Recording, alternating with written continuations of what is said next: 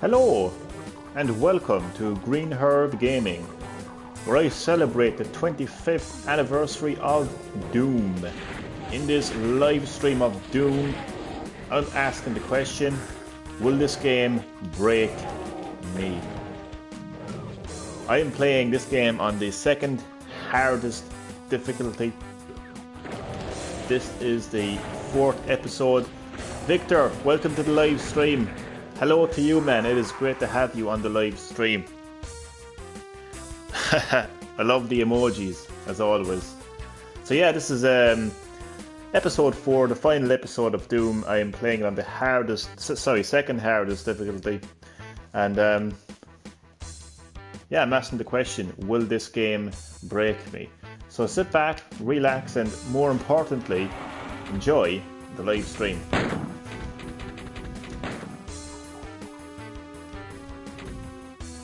And as always, you know what's coming.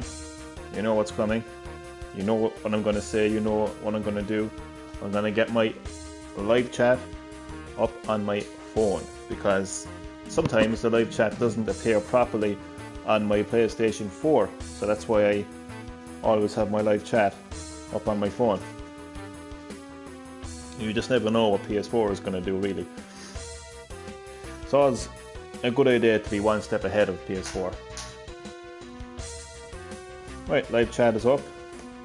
Alright.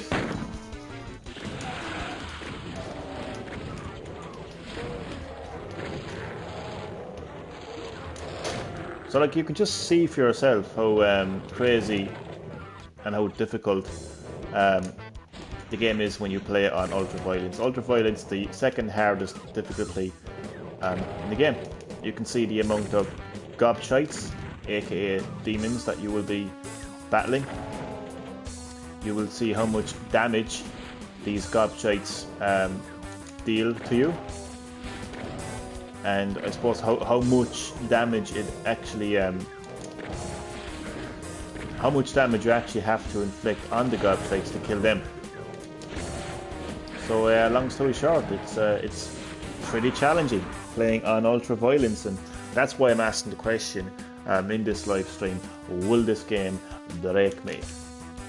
This is the beginning of the map. This is map 2, but I kind of did quite good, so I saved my progress. So this is a load file. This is I was happy enough with the progress I made, so that's where we're going to be picking up from whenever I die, rather than starting from the very beginning of the map.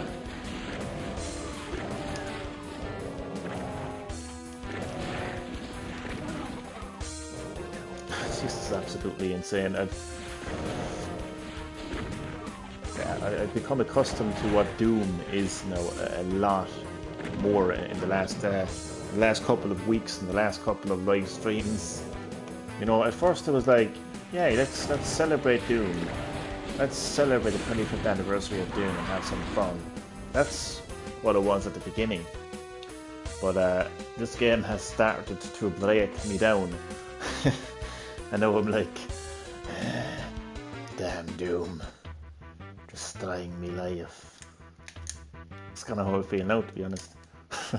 I always say to people, Doom is an experience. You just have to experience it. I can't talk to you about Doom. I can't tell you about Doom. You just have to experience it for yourself.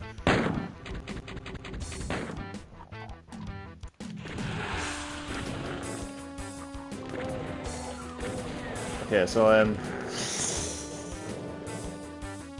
I don't know how long it's going to take for me to get into a rhythm, get into a routine with this map. I think I have to collect a couple of key cards to complete the map.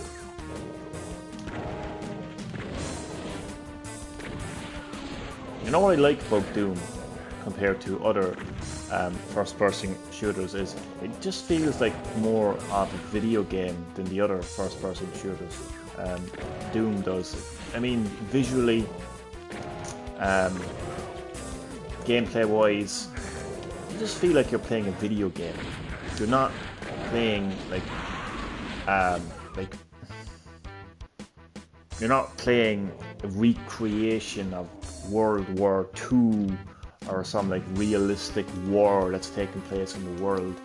And you're certainly not playing a video game that's about Donald Trump and Brexit. And that is a jab at, even though it's not a first-person shooter, a jab at Death Stranding. I came across something recently. I haven't read into it, I must. But apparently, Death Stranding is apparently linked to Donald Trump and Brexit. I'm sorry, what?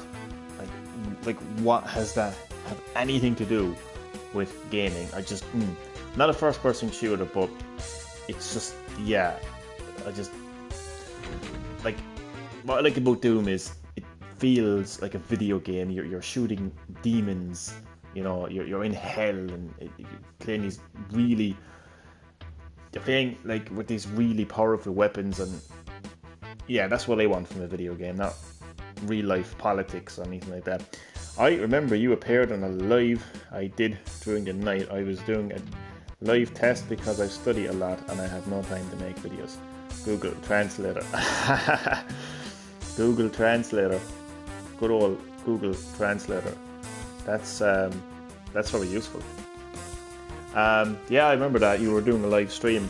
I think you were playing PUBG Mobile, and I popped on the live stream to say hello and to show my support, because that's exactly what you do with my YouTube channel. So I thought I'd return the favour and yeah, dropped by. I dropped a like and showed you a bit of support.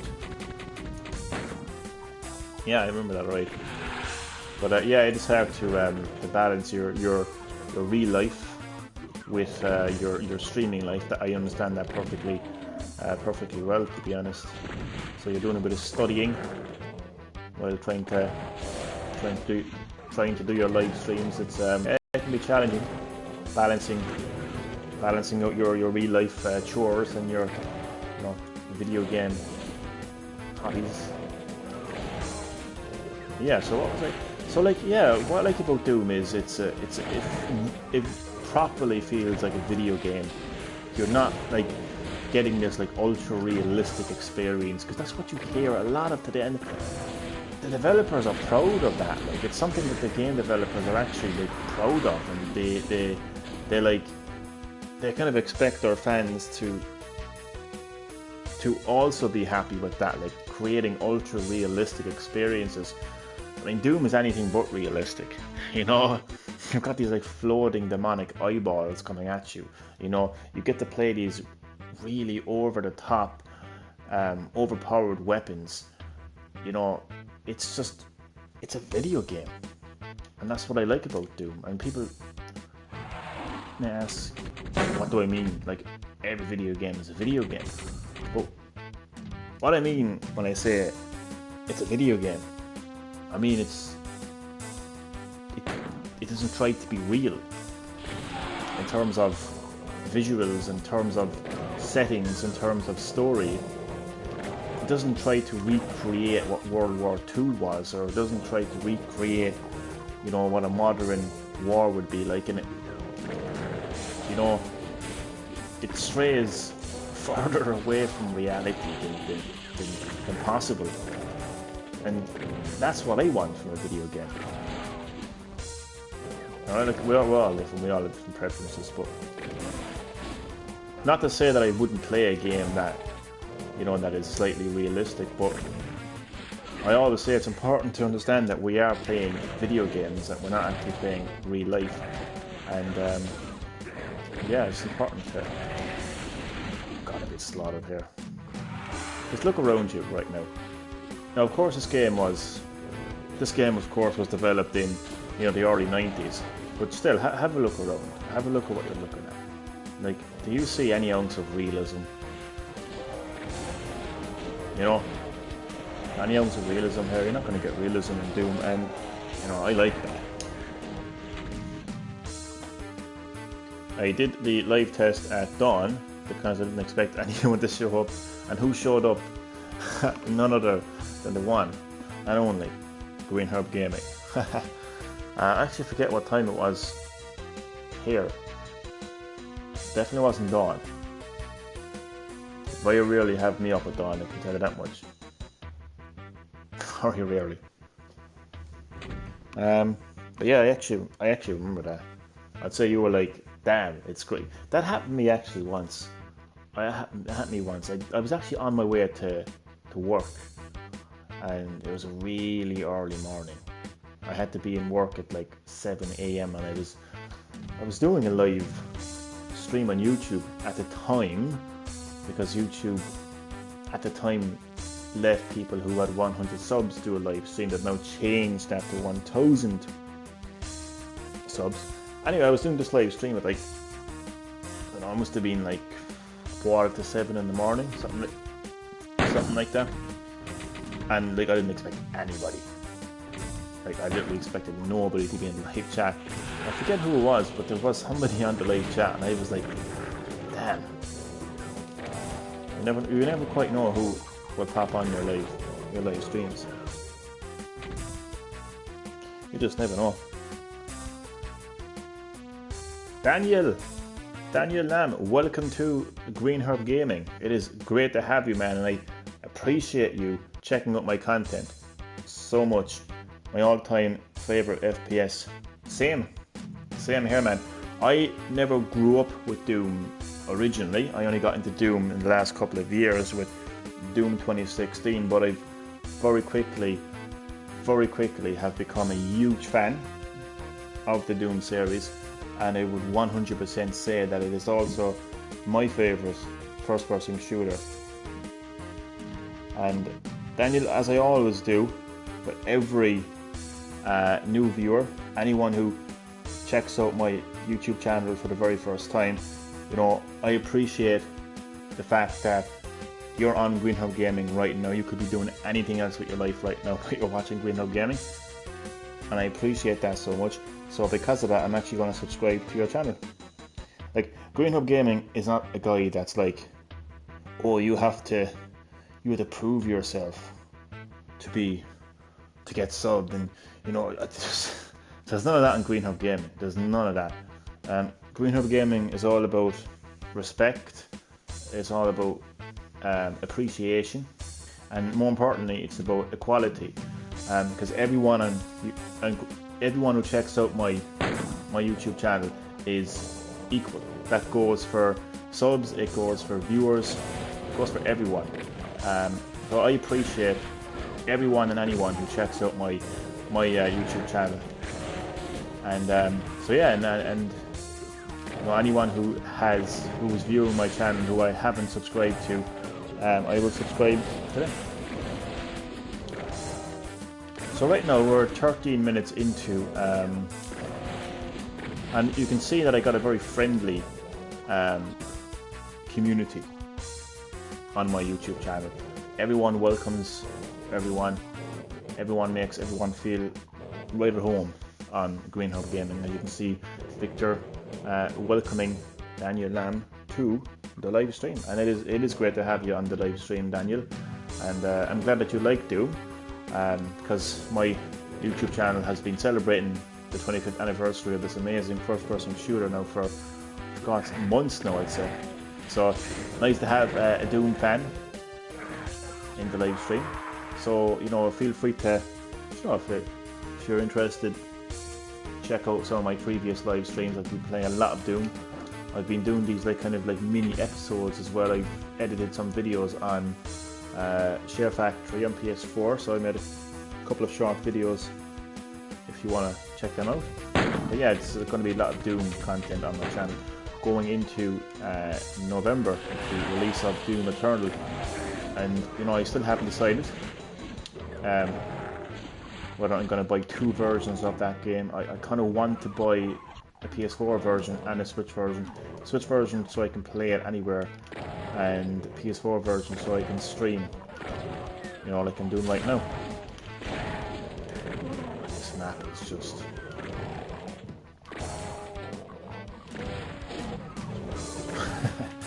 I'm telling you, Doom is an experience. You just have to experience it. There's no other way to put it, really. But there was something else.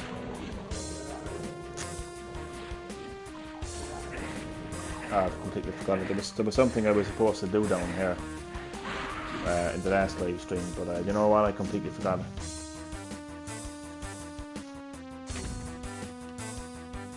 Well then, man, I will look into those. Thank you. I appreciate that, man. I appreciate your support so much because, you know, you are watching my live stream right now and you could be doing anything else. Number of things you could be doing right now. You could be watching TV, you could be listening to music, you could be doing anything. But you're checking out my content and I appreciate that. And that's what I'm about. I'm about appreciation. I really like to take in the moment, take in the appreciation.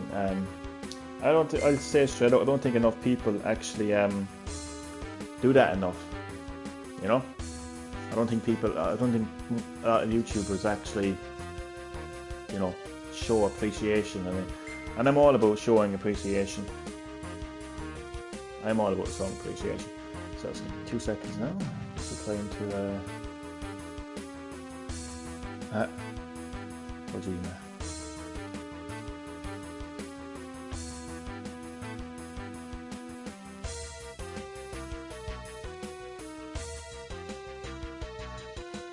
Sorry, I'm just replying to a message.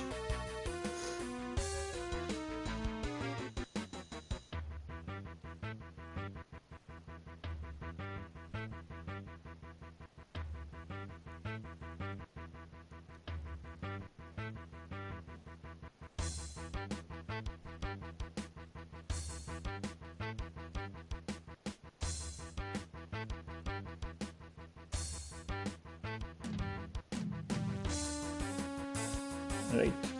So yeah, so thank you, Daniel. Appreciate that support so much. I'll have to try to get into a rhythm now with this map.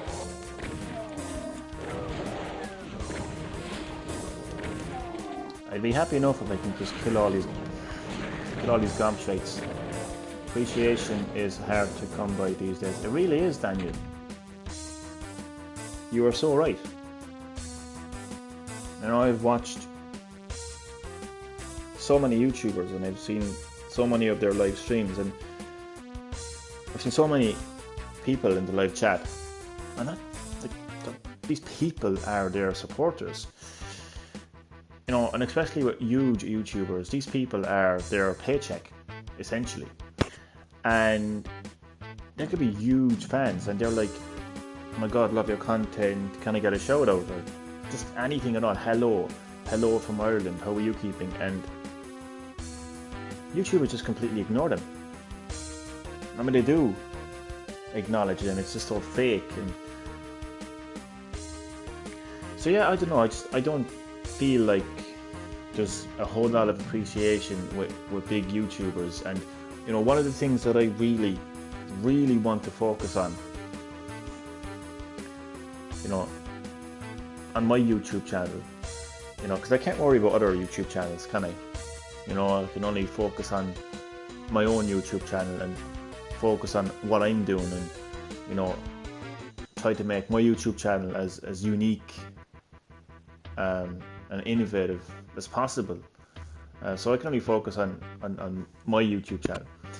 So one of the things I really focus on is appreciation. Like, you're on my YouTube channel right now and, you know, the level of appreciation, you know, that I feel, you know, you can't really put into words. It's a feeling. And another thing is equality. Like, everyone who checks out my YouTube channel, no matter who they are, subs, viewers, doesn't matter. They're all equal. They all get equal recognition from me. That's why I stopped watching most YouTubers. Yeah, I've never really kind of like had like, I never really watched a whole lot of huge YouTubers, to be honest with you. But whenever I do watch like a YouTuber, as a famous YouTuber, it's hard to watch sometimes because one, the level of fakeness is so cringy. Like, they're not really themselves, they're not really genuine. And number two, just a lack of appreciation shown to their subs and viewers and just people who check out their content. You know, they're kind of... Another thing as well, like, they make it all about them. As in like, what they're doing is the most important thing in the world. And I don't agree with that. I think it's very important to include your viewers, the people who are watching your content. It's very important to include them, which I'm going to do right now. So I'm going to ask a random question. I love asking random questions on my live streams. It's one of the things I do. So my random question to anybody watching right now is, what was the very first video game system you've ever interacted with? And I say video game system because I literally mean video game system, not even a console, even if it was like some kind of a bootleg, you know, device that connected up to your TV. And like when was the first time that you basically interacted with a video game, essentially? So that's my question that I'm going to ask as I attempt to complete this insane map of insanity. You know, the title of the video says it all. Will this game break me? Doom on Super Nintendo. Oh man, nice.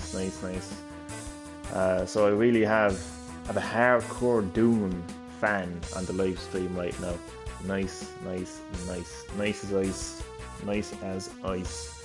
So that was the first video game that you played on the first video game system.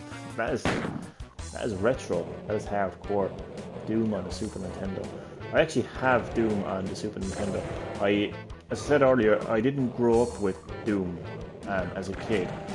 I only got into Doom like recently in the last couple of years with Doom 2016 on PS4.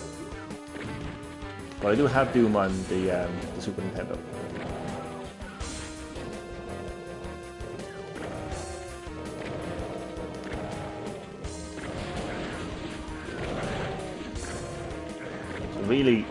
That's a really cool game. That's a really cool first game. You basically were thrown into the deep end right away. I mean, my first video game was like Sonic the Hedgehog, so I had a nice you know, cute and cuddly and relaxing video game to get me into the video game industry. It was kind of in the shallow end, you know. I had Mortal Kombat as well, which is, you know, I suppose the complete opposite to what Sonic would be. No one can deny this genuine gameplay. People will try to deny how, you know, genuine this game is when it comes to its gameplay, but those people are entitled to their opinion, and, you know, I suppose they have a completely different perspective on what the video game industry actually is, what video games actually are, and what makes a good video game. But I suppose if all of us were exactly the same, it would be quite an uninteresting world. But I agree with you. I don't think anybody can really deny the genuineness of this game, of its gameplay. It's everything that a video game should be, like, you know. It's just fun. It's fun to have a shotgun in a video game and just unload on these gobshites. I call these demons gobshites, Daniel, just in case you may be wondering what is a gobshite. A gobshite is an Irish slang, so in case you haven't noticed, I'm Irish, and one of our many slang words is gobshite. It's basically it's like calling somebody a moron or an idiot, or, you know, it's just a slang word basically. So I call all these demons gobshites. So what I'm actually going to try to achieve, I just want to kill all these gobshites before I can move. So you can see in its full effect what playing on ultra violence is like. It's just, it's insane, man. It's absolutely insane.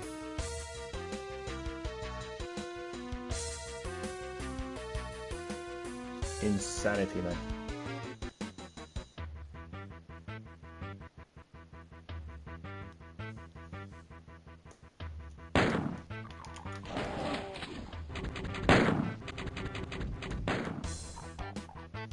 Tell you one thing, nobody can deny the challenge of a Doom game, that's for sure.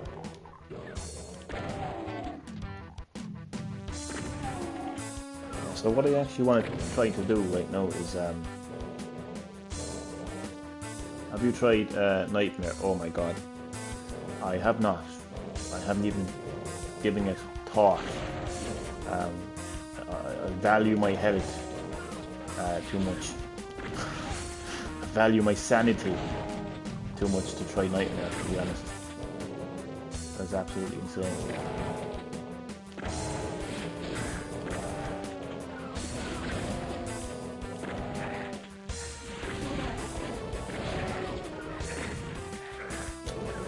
I mean, I could move around to a different area of the map. I could even start from the very beginning of the map, but I don't know.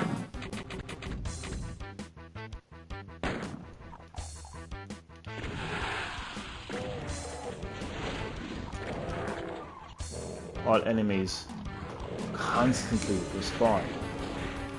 Jesus. That now I didn't know. I just thought that the enemies would be harder to kill and that deal more damage on the player. But I did not know about respawning enemies. That's insane.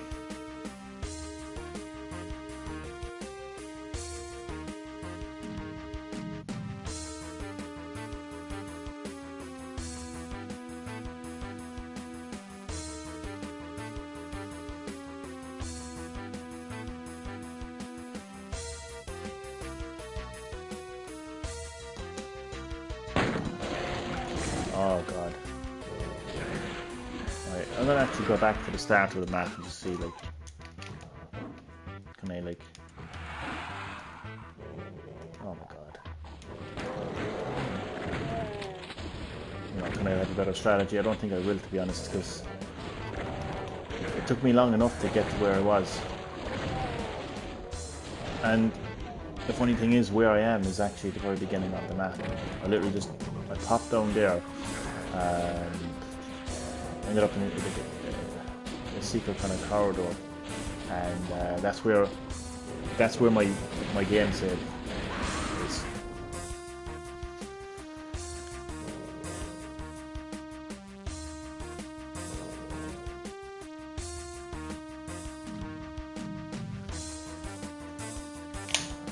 Right.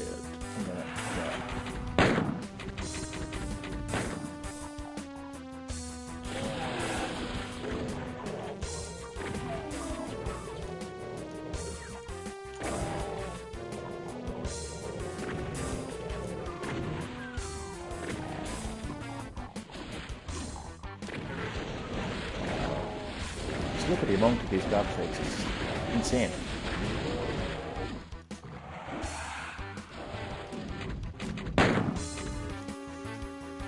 This live stream has another perfectly titled video.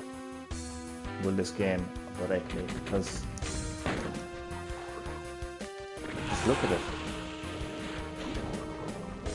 Well, I don't know about the game, but I begin to think that this map alone will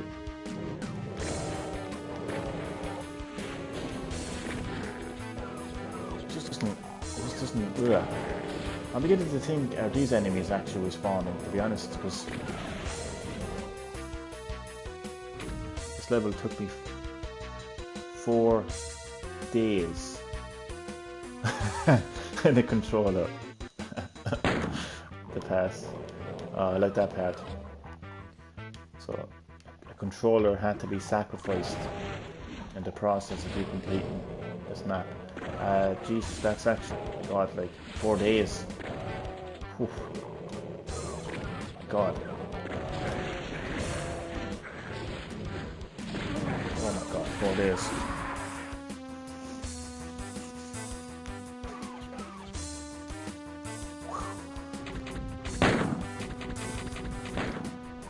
I've done like 2 live streams. I think this is my second live stream of this map. so far.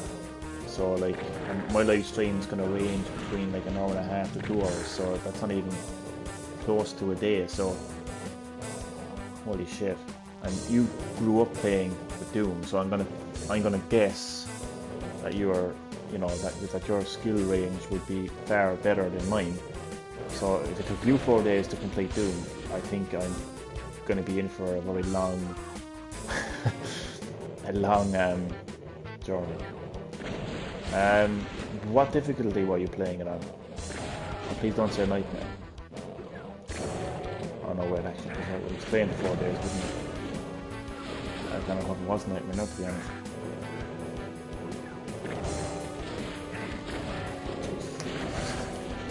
Yeah.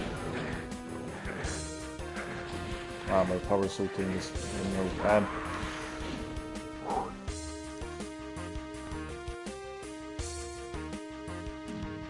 This is crazy. Carry on. Always ultra-violence.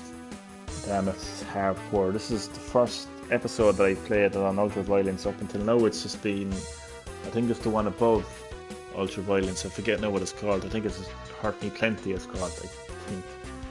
Yeah, it's the difficulty right before ultra-violence. But I decided to do something a little bit special for episode 4, considering that it was the final episode. Because I am celebrating the 25th anniversary of Doom after all, so I wanted to kind of end the festivities with a bang.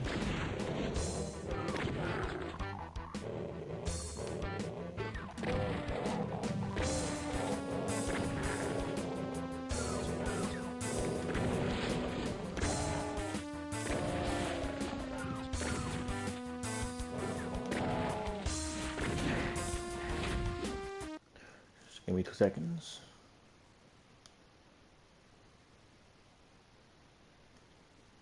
But yeah, just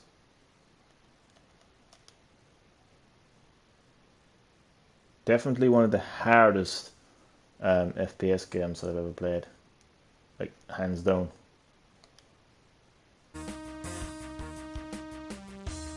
Once you play Ultra, the others seem lacking of the.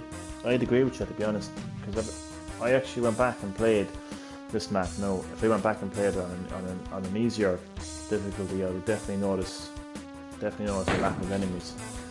So I definitely noticed that there was a lot more enemies. Like since I started playing Ultra Violence, it was like, Jesus, it's crazy.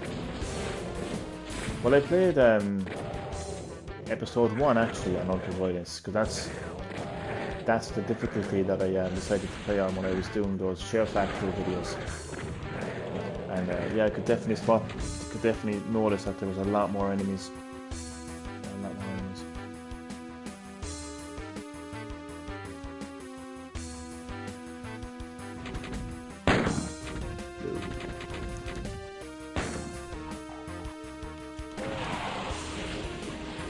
Have any strategies for me? Because I've just been trying this strategy, and I could dog with a bone, really. That's what I'm like in life. So I've been trying the same strategy over and over again, which is basically just being in this one spot trying to kill these gobshites. Don't want to die, to be honest. I just don't want to die. It's insane, like. I mean, just look at this, folks. I don't think I honestly don't think I'm going to be able to complete this level. We'll keep the gameplay going, we'll keep the live stream going, we'll keep the festivities going.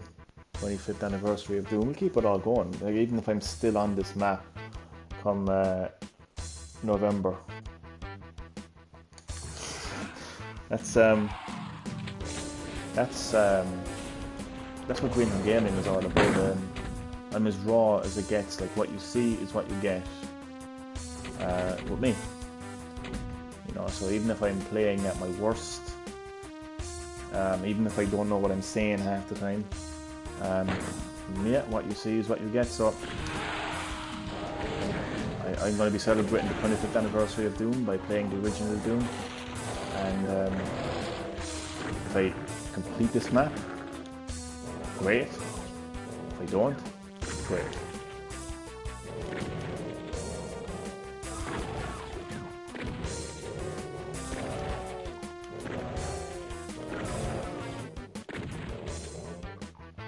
overwhelming as hell. Happy to one word to describe Doom is overwhelming, definitely.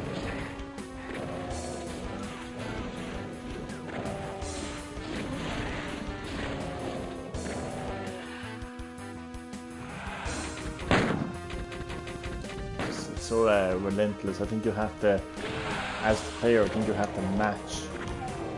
You have to match Doom's relentless. You just got to keep on coming back.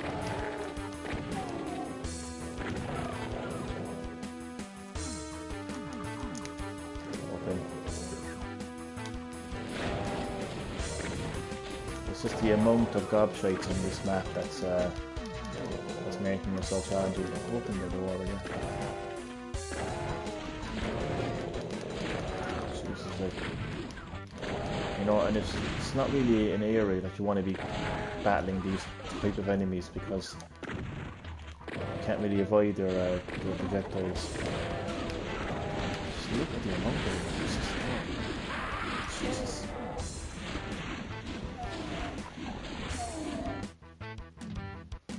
Pure insanity.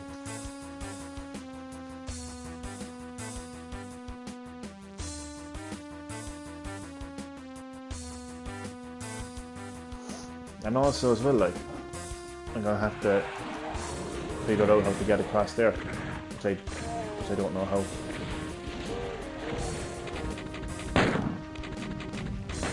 So I should find out this is actually my first time playing Doom, the original Doom.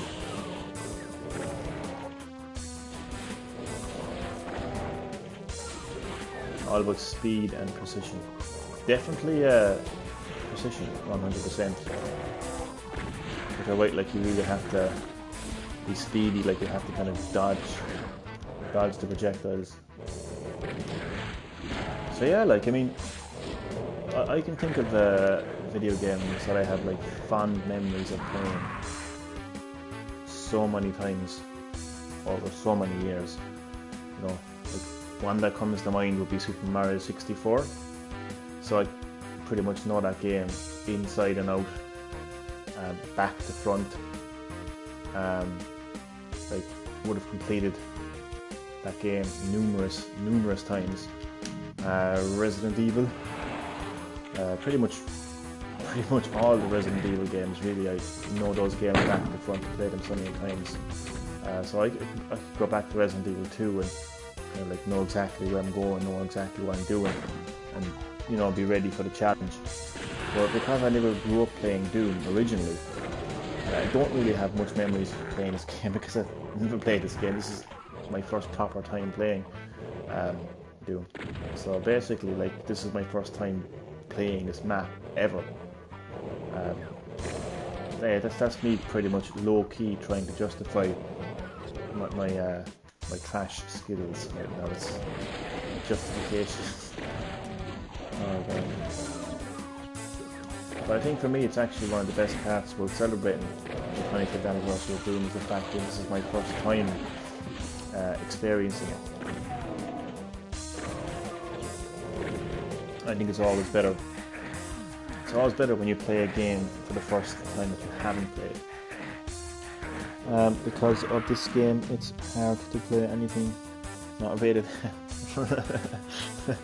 I know what you mean, yeah. I know what you mean. Like, if you go from Doom to a first-person shooter, that's not...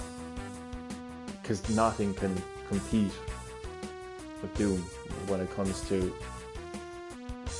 I think when it comes to everything, to be honest with you, there isn't a game like Doom. As I always say, Doom is an experience. You just have to experience it. So, yeah, it's hard to play anything after playing Doom.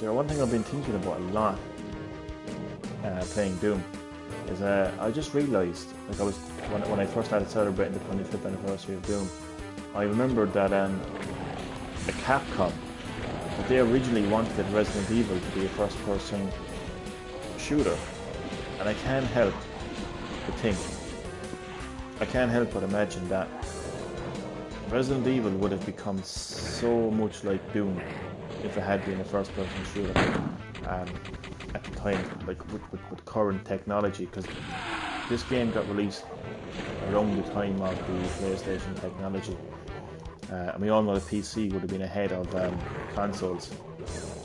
So like, the thing what you're pretty much looking at right now is pretty much PlayStation graphics. This is what PlayStation games would have looked like. Even say better, to be honest. This is my opinion now, like, but yeah. I've seen a lot worse looking games on PlayStation 1, to be honest. I really have. So I think this is what Resident Evil would have become. Like, I mean, instead of demons, you'd have zombies. Instead of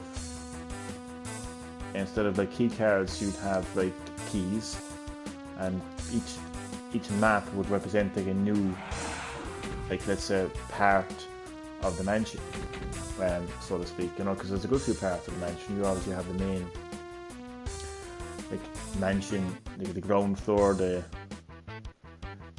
second floor, then you have the courthouse, and you have the fucking courtyard, the garden house, then you have the basement with the sewers and the lab. So all of those could be represented as maps, and each room, you know, would be in that map, and to get into certain rooms, then you'd have keycards.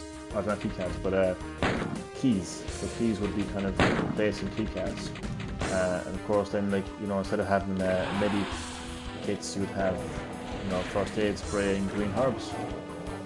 And fun fact, that's the reason my YouTube channel is called GreenHerb-Gaming is because I like Resident Evil so much. I named my YouTube channel after a green herb. And a lot of people don't get that reference, unfortunately. They think of the other green herb. It's always kind of funny explaining that to people. This map is absolutely insanity.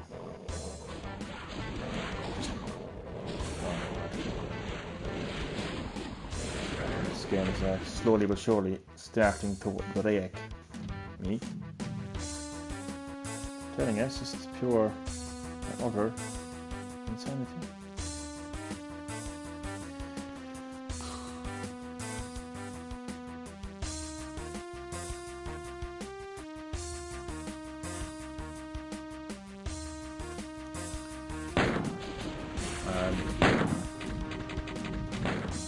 Like, at least with some of the maps that I've been stuck on up until now, I've pretty much had some extent of what I needed to do and where I needed to go. This map has just completely bombarded me since the beginning of the map. It's just boom, boom, boom, gobshites in front of you, shooting you, attacking you. So yeah, just been annihilated by gobshites since the start of this map. I haven't even been able to move through 2 steps forward without dying. Jesus, like.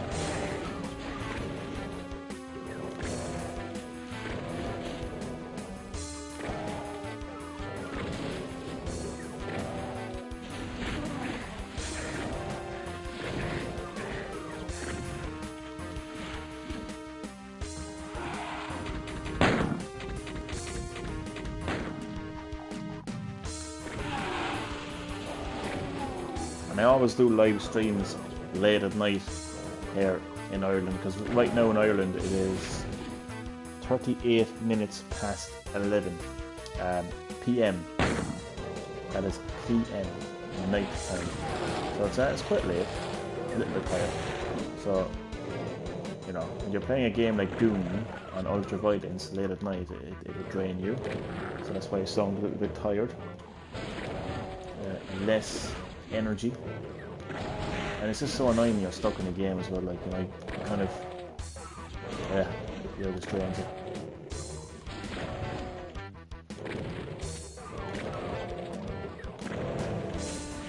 So,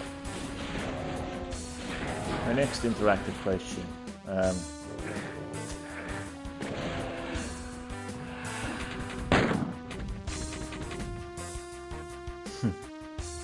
I'm going to ask, which is more important to you from a game?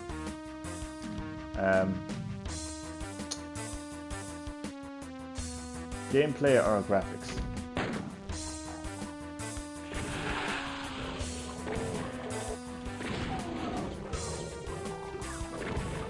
Like, which is like the defining factor to you? You know, for buying a video game. And it's a one or the other answer. I won't take that answer of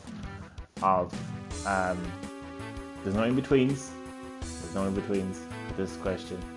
It's a straight answer, please. So, what is more important to you? Gameplay or graphics? For me, it's always about gameplay. I don't even have to think about it.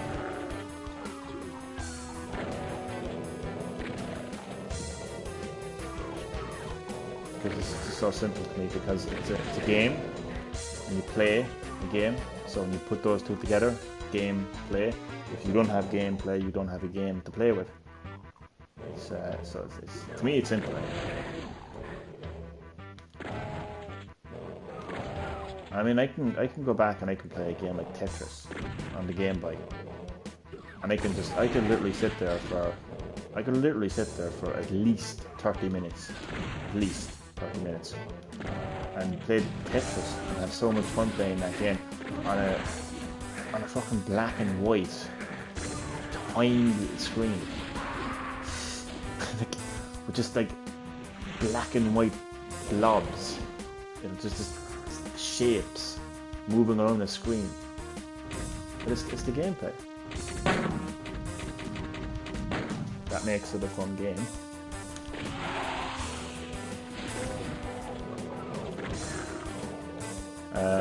To this day I can still play the original Mario and have hours of fun playing that. Because of gameplay.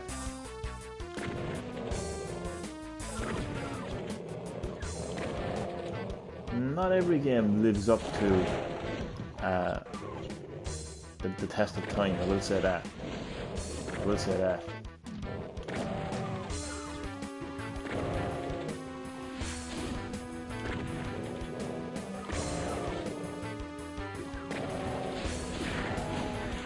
But gameplay is always going to be key. It's always going to be king.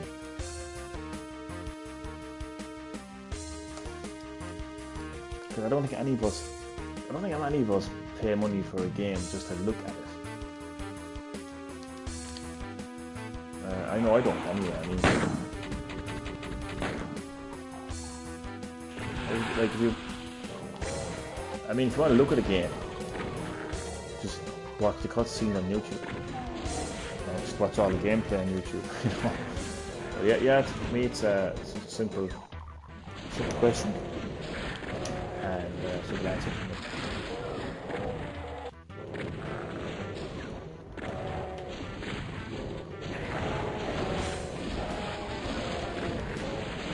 Yeah, this map is just not happening. It just ain't happening. God.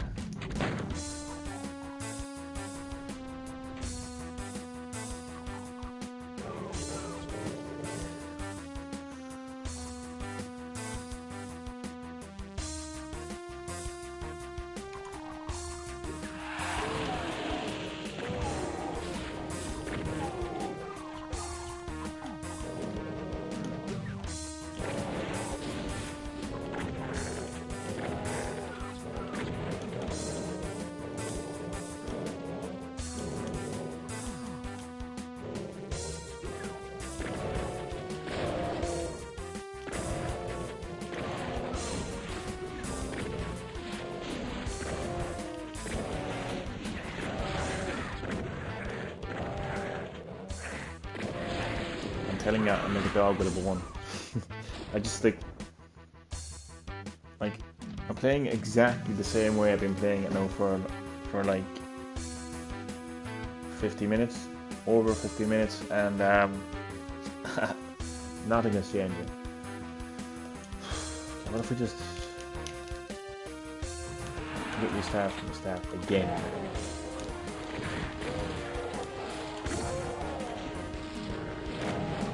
Look at this insanity.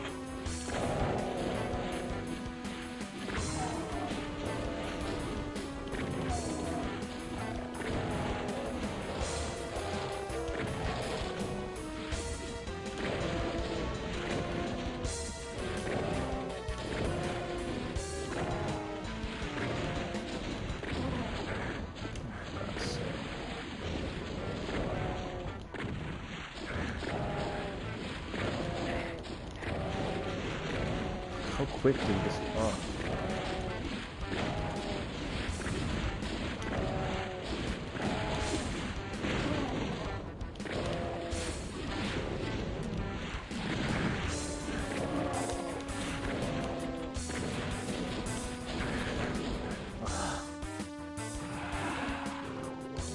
Yeah, I think I'm gonna just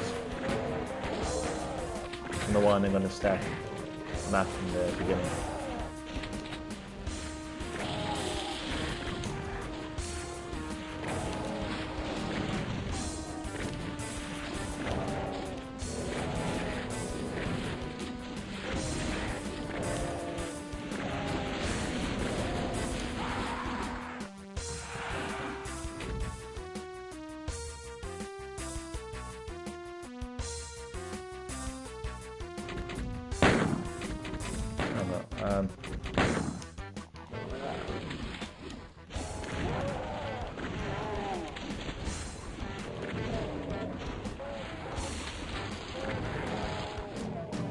Like, the length of time it takes to complete most maps on Doom when playing on Ultraviolence, it's probably longer than most campaigns in Call of Duty games.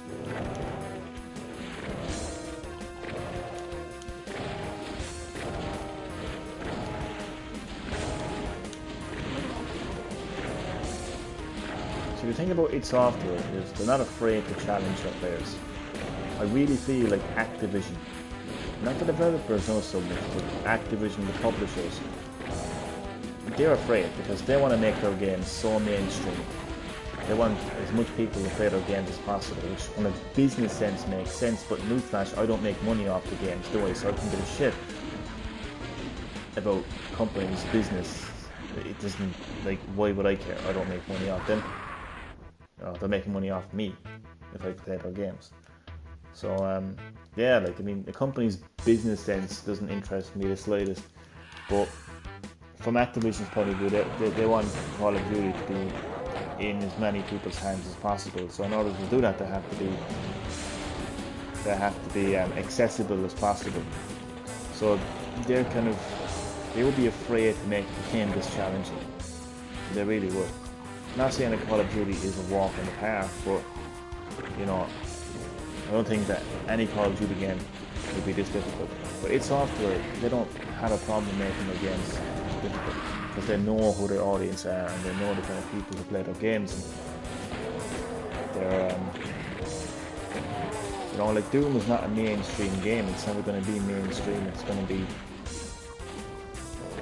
to be for a specific type of player and specific type of audience. Who can handle the challenge, basically.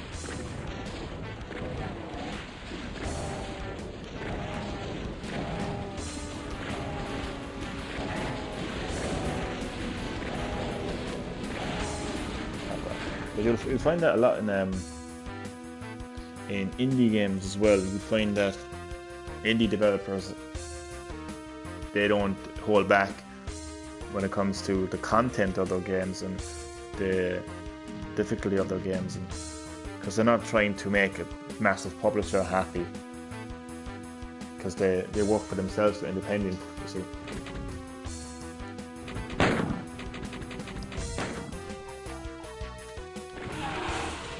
So providing the game gets through the censors, board that it isn't too insane. Providing the video game companies, Nintendo, Microsoft, Sony, approve the game, they can pretty much do what they want, and that's how indies work. Not other times, I mean, you can have big companies that do it as well, but I suppose like when you have a company like Activision that's publishing Call of Duty, Call of Duty is a household name. I mean, I don't know about where other times you could literally walk into a supermarket, and there's this stand that appears every year. It just comes out of nowhere. It's just a stand that they put beside the aisle, and you can buy Call of Duty here. Like next to the milk, there's like Call of Duty in front of you. You never see any other game there at any other time of the year. You never see any other game. That's how much of a household name Call of Duty has become. So, I mean, imagine if Call of Duty became this like ultra difficult game all of a sudden, or imagine if this change it's so drastic. A lot of the people who buy the games would be like, "Oh, well, I'm not buying that game anymore because it's not accessible."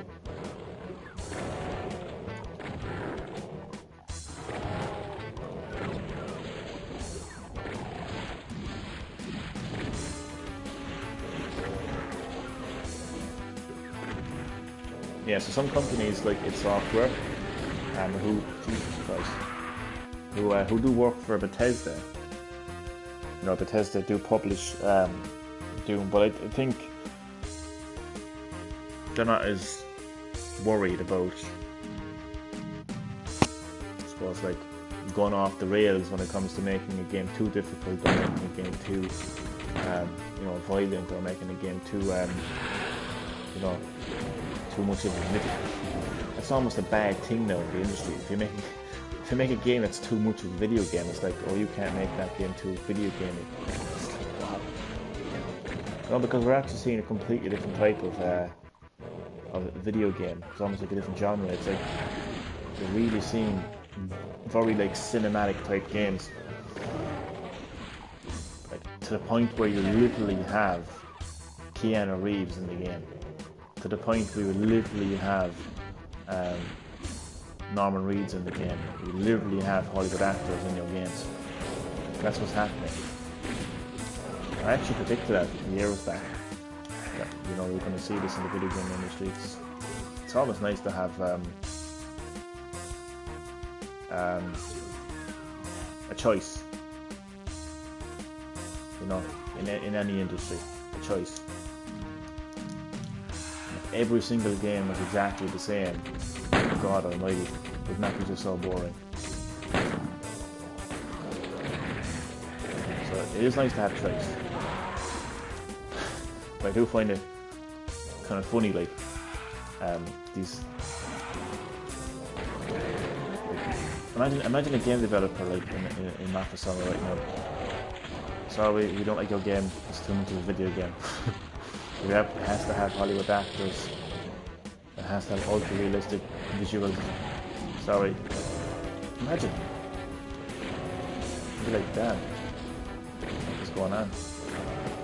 And obviously, like, if your project, like, if you're a massive publisher and you've got this, like, well, it'll be the developers that would bring it to the publisher. But like, imagine if the developer, like, if you have a project and you want it to be an interactive movie, and obviously, like, it's gonna be like an interactive movie, and the publisher won't be interested in it if it isn't like an interactive movie. So if you're setting out to make that type of experience, then obviously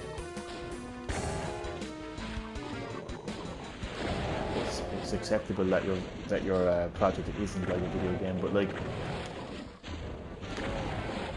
imagine if Sega were making the next Sonic movie, and all of a sudden Sega comes along and says, "Nah, sorry, looks too much like a video game." But that will never happen. There's just different types of video games. Different types of people who play video games. I mean, like, just look at how diverse the video game industry is right now. We've got games like Fortnite that has just like swept swept the world by storm. It's literally the biggest game of the world. I mean, like, the amount of people that play Fortnite on a daily basis is staggering, and it's a completely different type of a game in every sense of the word. Number one, it's completely free. I mean, think about that for a second. The biggest game in the world is free. I mean, if that isn't an example of how much the video game industry has changed, I don't know what other example I can give, to be honest with you. It's completely online, 100%. That includes Save the World, obviously, but I don't think anybody really plays Save the World. It's always Battle Royale. That concept alone, Battle Royale, is a completely different thing. Just the culture surrounding Fortnite is just so different as well. It's become its own thing. It's become its own service. It's like it exists outside of video games. It stands on its own 2 feet. It's alive. You know what I mean? It's a living thing. It's the Frankenstein of the video game industry. The weird analogy to give it. There you go. So that's that. And then you still have like classic games like Doom, Mortal Kombat, Sonic, you know, Mario. These games that have been around for like 25 years plus. They're still there. And then you got these like completely different like experiences as well, like, you know, like interactive movies, like narrative games, and, you know, where you're literally like, it's like you're in control of a movie essentially. Every choice that the character makes, you're in control of. Then you've got these games that are like just ultra realistic in terms of the visuals. You know, you've got like Hollywood actors that are in movies. You've got indie games, which are just, I suppose, like, indie games are games made by gamers for gamers. That's the only way to describe an indie game.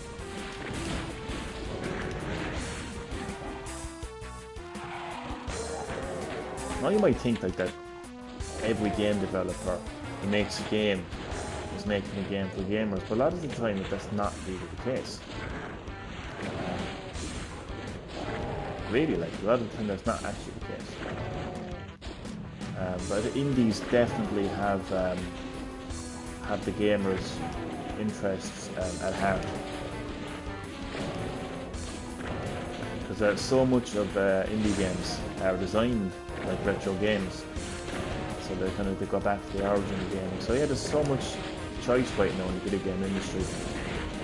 So no matter who you are and what you are, you know, there's a game for you. There's a game for you.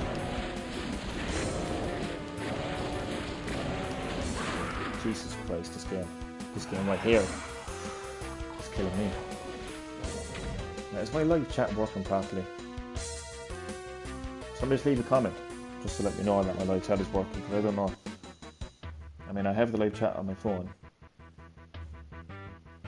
and I have it on PS4, but I don't know if it's actually working properly.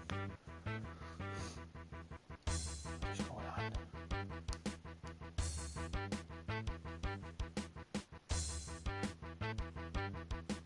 So it's telling me 2 people are watching currently.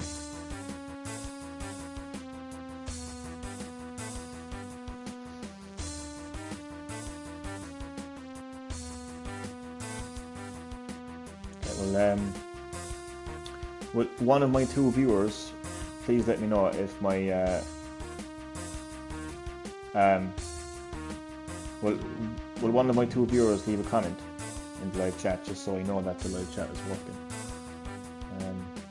If you are leaving a comment and it's not showing up, then obviously you know that there's something wrong, because I have 4 viewers now.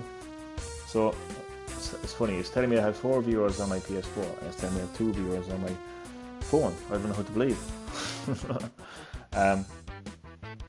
But if you are leaving a comment and it's not showing up on your screen, basically, whatever that screen may be, it's obviously something is wrong with YouTube. Or it could even be the PS4 as well, depending on the screen you're watching it on. Jesus, I don't know if I'll ever be able to complete this map, seriously.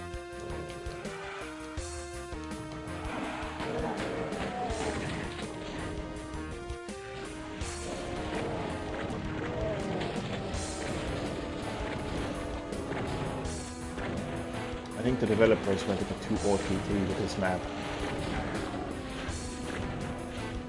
Do you know what it reminds me of? It fucking reminds me of Super Mario Maker. Like somebody literally just created their own map. I just went a bit crazy with the enemies. That's literally what this map reminds me of. I couldn't give a better example. I actually could not give a better example than that. Like I've created so many courses in Super Mario Maker and Super Mario Maker 20. I've done that myself. Like I've just created these crazy maps where I just put so many enemies into it. Doom Maker, that would be interesting, wouldn't it? Well, I'm sure there's plenty of Doom map editors out there, so it can be anything too original. Ah, this map is killing me. Literally. That's what I should have called the video. This game would kill me instead of fucking break me, to be honest.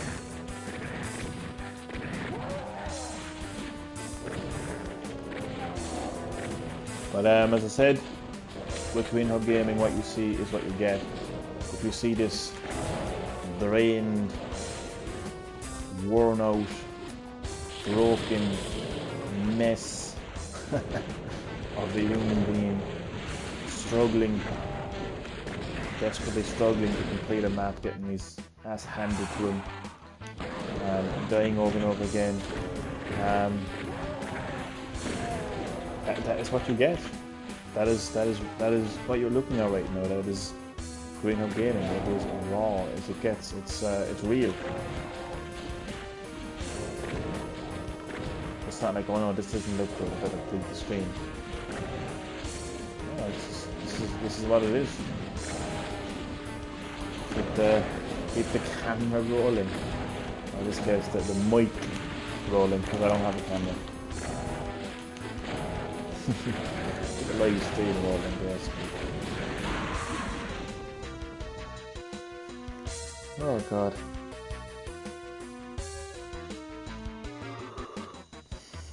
Just that YouTuber Obi-Wan Plays.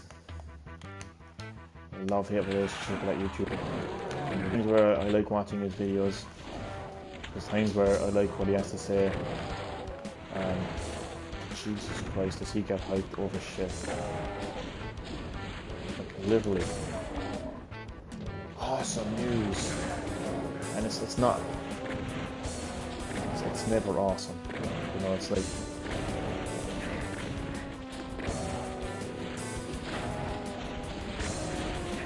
I can't even describe it, like, but it's never as awesome as he makes it out to be, you know?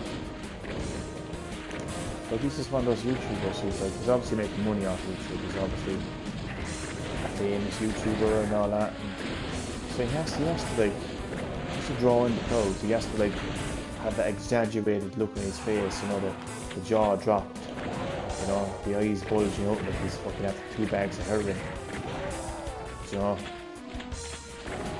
And he's like, bro, you won't believe the news today, bro.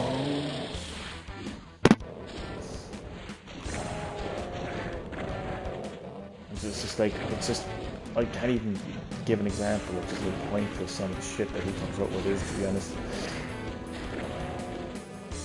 And especially like when he's reporting on rumour, the pure fiction. Like, you know, and he states it as a fact. Like, he will state that as a fact. And I know it's the internet, you gotta expect that, but not everyone, you know, not everyone knows how the internet works. You know? You could have like, you could be a fan of, let's say, like Bully, and he could be like, Bully 2 confirmed, and you won't see the question mark unless you have a fucking magnifying glass, because whatever way they do it, like you don't see the question mark until you're actually click the video. And then you're like 2 minutes into the video and you realise he's just reporting on a rumour. So it's clickbait basically, it's what it's called. So his channel is pure clickbait. And I hate clickbait so much. If you're going to report something, of course it's fact. And here's how I know that he's talking bullshit, because a lot of like, I get my news up to date. Like I'm very up to date with my gaming news. So chances are, like, I would have heard about it before he even reported on it anyway. There's never been a time that he's mentioned something that I haven't already known. Already, so, yeah.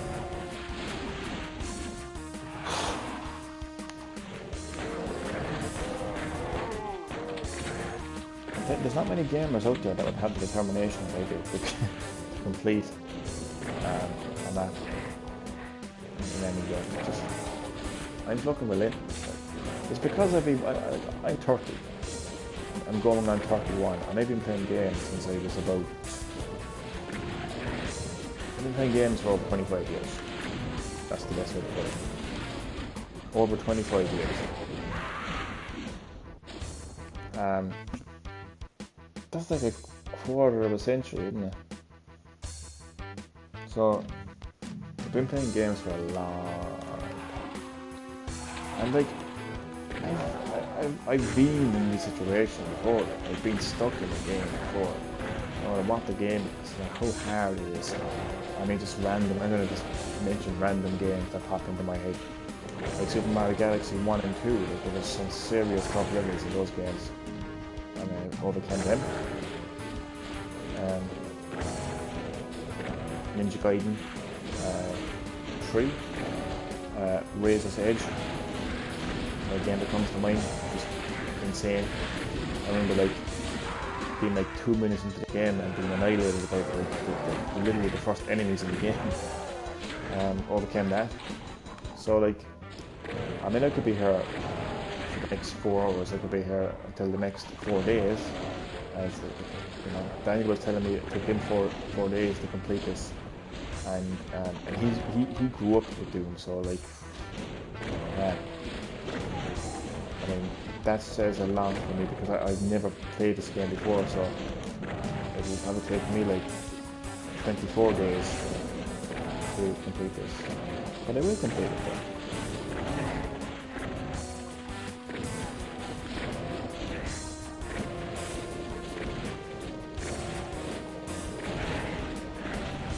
Completely insane.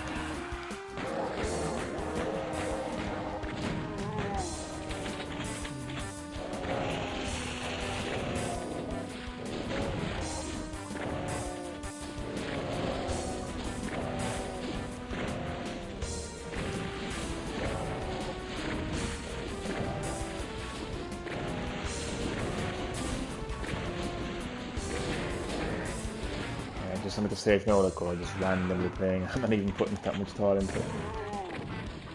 Damien, welcome to my guy.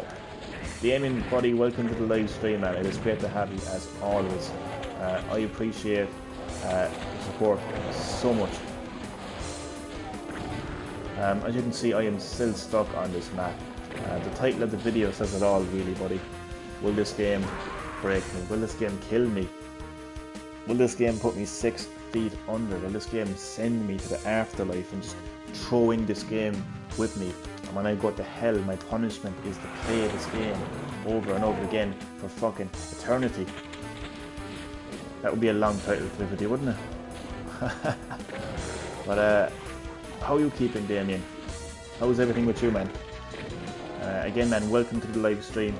I hope you enjoy, man. It is always great to have you on the live stream. I just can't seem to get into a rhythm when it comes to this map.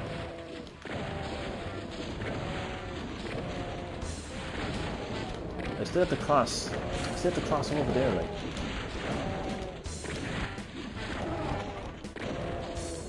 I might even have to kill those gobshites. There might be just a switch that I might have to activate that allows me to cross over there. And I might even have to take 1 bit of damage.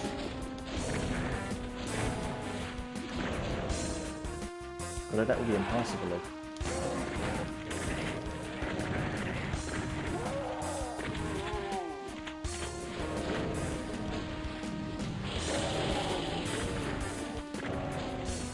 Oh, see the way he just came up from the left there, man. Jesus. Oh man, I can sense my vocabulary deteriorating because it's I'm actually baked the fuck out, to be honest. Like it's not that late. It isn't that late. It's 9 minutes past 12 here in Ireland. But quite tired. Been a long day. Been on the go since about 9 o'clock this morning. So my vocabulary is like deteriorating at a rapid rate. So like my words are like right now.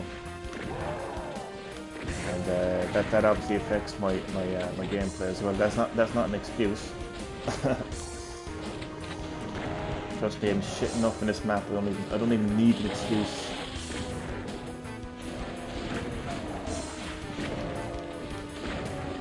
But what I really would like to do is just kill all those drop sites in this area, so I can at least get a bit of headspace and figure out like what my next step is.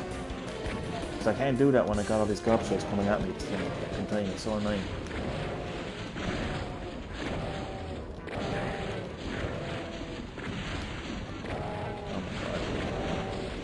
So my interactive question is this: am I absolutely insane? Well, that's a question anyway that everyone knows the answer to. But am I absolutely insane for playing this episode on ultra violence? Should I have went for an easier difficulty?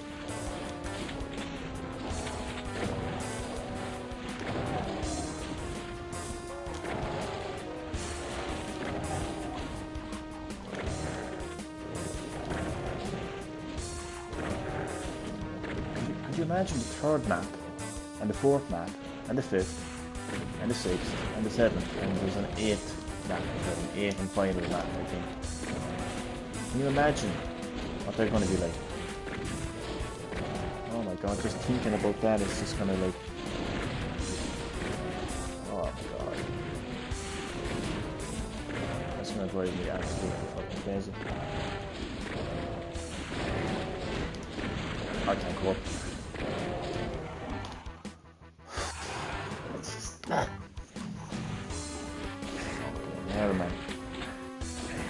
I just can't. Okay.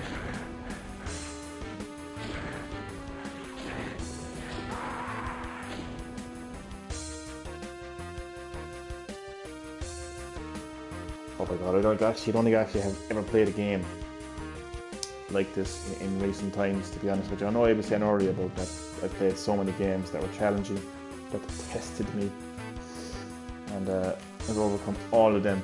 But no, every game is different. Every game has a different type of annoying feeling having to it. There's my vocabulary now, still deteriorating slowly but surely.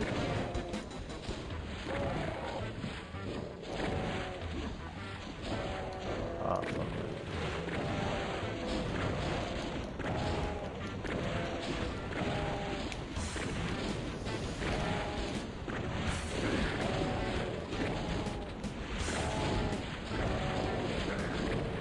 Oh my fucking god.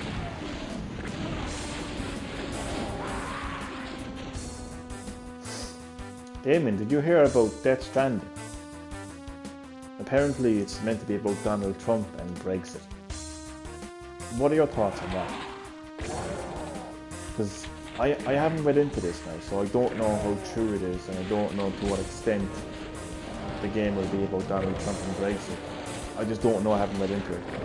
But if that is the case, like if a large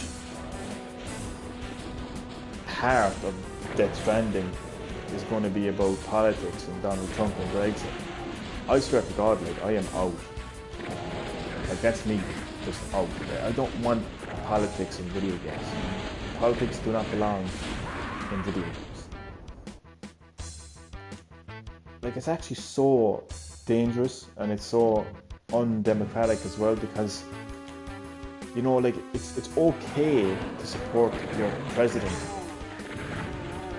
It's okay to be a Donald Trump supporter, It's okay to vote for Donald Trump. You know, it's okay to be a supporter of Brexit. It's okay to actually put your vote you know, in the ballot box and say you want to leave the European Union. How's it going anyway, man? Very good, man. Very good. A lot better, man, than yesterday. So, all good, buddy. Thanks. How are you keeping? But I really want to know your thoughts on Death Stranding. Do you know anything about this? I haven't looked too much into it, but apparently it's supposed to, a large part of the game is supposed to be about Brexit and Donald Trump. It's just crazy. Hello to the other two viewers as well. This is what I was talking about earlier. My YouTube community is so friendly, welcoming, and accepting. I love it. Everyone makes everyone welcome. So thank you, Damien, for always being so welcoming on my YouTube channel. I appreciate that so much. But so I think it's okay to support Donald Trump, and it's okay to support Brexit. And I think that if somebody buys a video game, especially like if you're kind of like, I don't know what the age rating of this game is going to be, but let's say like you're a young kid, because let's face it, we all know that kids play violent video games anyway, and adult video games. So like a kid plays this game and he's been basically told, they're basically bringing politics into a video game, and they're basically sending out this message of Donald Trump is a monster, leaving Brexit will kill you. And that's gonna play it on this young person's mind, and this young person's gonna start thinking, oh well, Jesus, I better not support Donald Trump. People like Donald Trump, and I better not leave Brexit. That's very, very, very dangerous, and it's so like undemocratic. It's not democracy. Like, it's complete dictatorship. It's complete fucking communism, is what it is now. It's fucking at its highest. So I have to look into that myself, but I don't know if you've heard about that, Damien, but if that is true, man, that's a no for me. It's a complete no for me. Man, I'd rather play fucking Pong. At least I don't have to look back at fucking Donald Trump and Brexit and politics and shit, you know what I mean? I mean, what the fuck is video games turned into, man? We're bringing politics into it. It's stupid, like.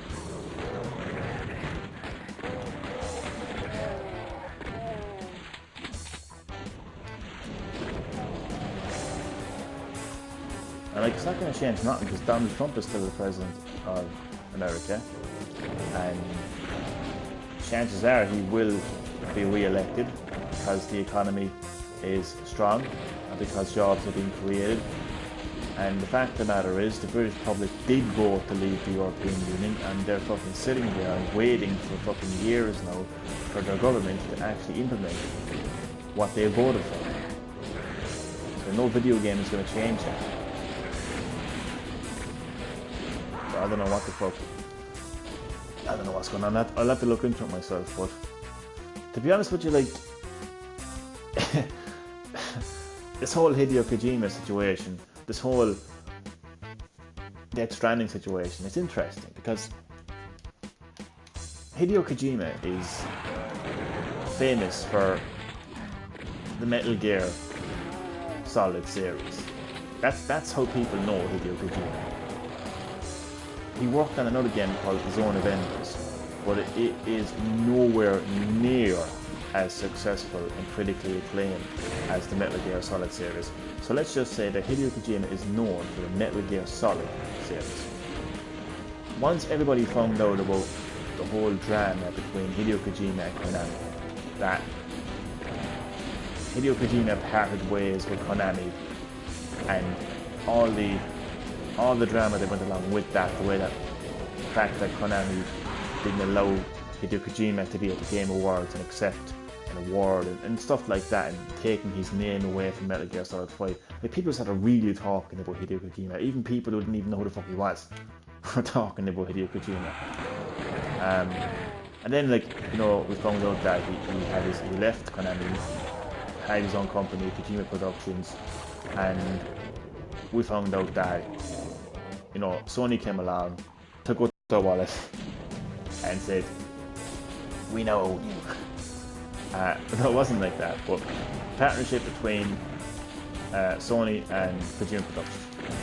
Hideo Kojima is legend of gaming, like legend of gaming.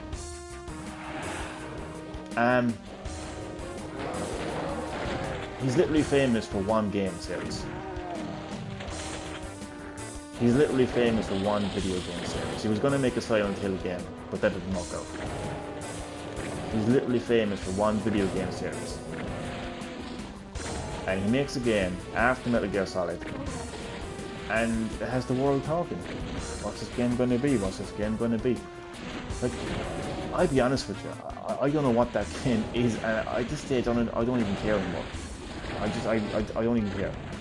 Like, Tokyo Game Show there recently, I think had like, there was like an over an hour or something of gameplay, and I didn't watch it. I couldn't be bothered. And now after hearing about like that apparently it's supposed to be about Donald Trump and Brexit, it's just I am just not interested at all.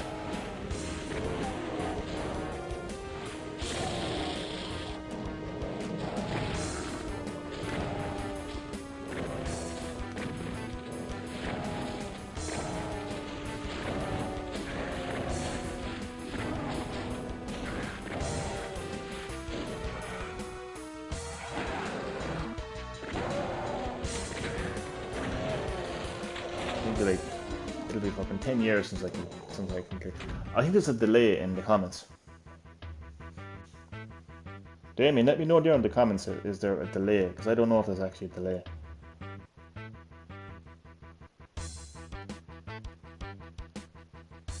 I think it's like a massive delay.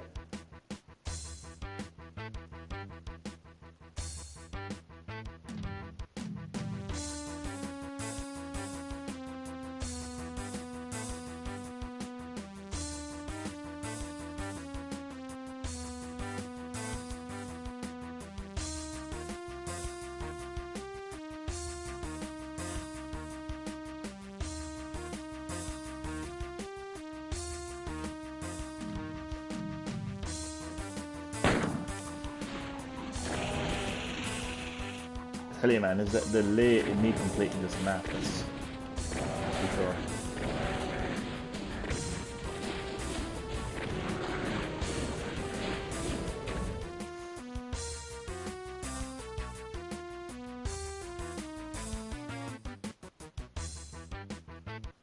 Thank you.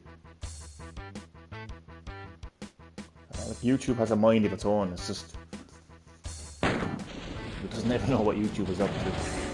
YouTube is alive. Perfect. So, no delay. Perfect. Perfect, man. Thanks.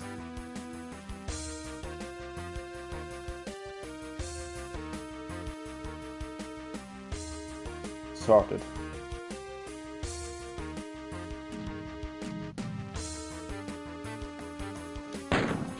Sorry. You know, it's actually gas. I've just noticed mods can actually leave comments quicker. Did you ask questions? Volume is down a bit. No problem. I did actually. I did. Just one question I asked. I asked one question only. It was, did you hear about Death Stranding? That apparently it's supposed to be about Donald Trump and Brexit. No, I only came across a headline. I didn't actually read into the article, so I don't know very much about it. But apparently, and again I don't know how true it is, but apparently a large part of Death Stranding is going to be about Donald Trump and Brexit. And I was asking, you know, what are your thoughts on that? Because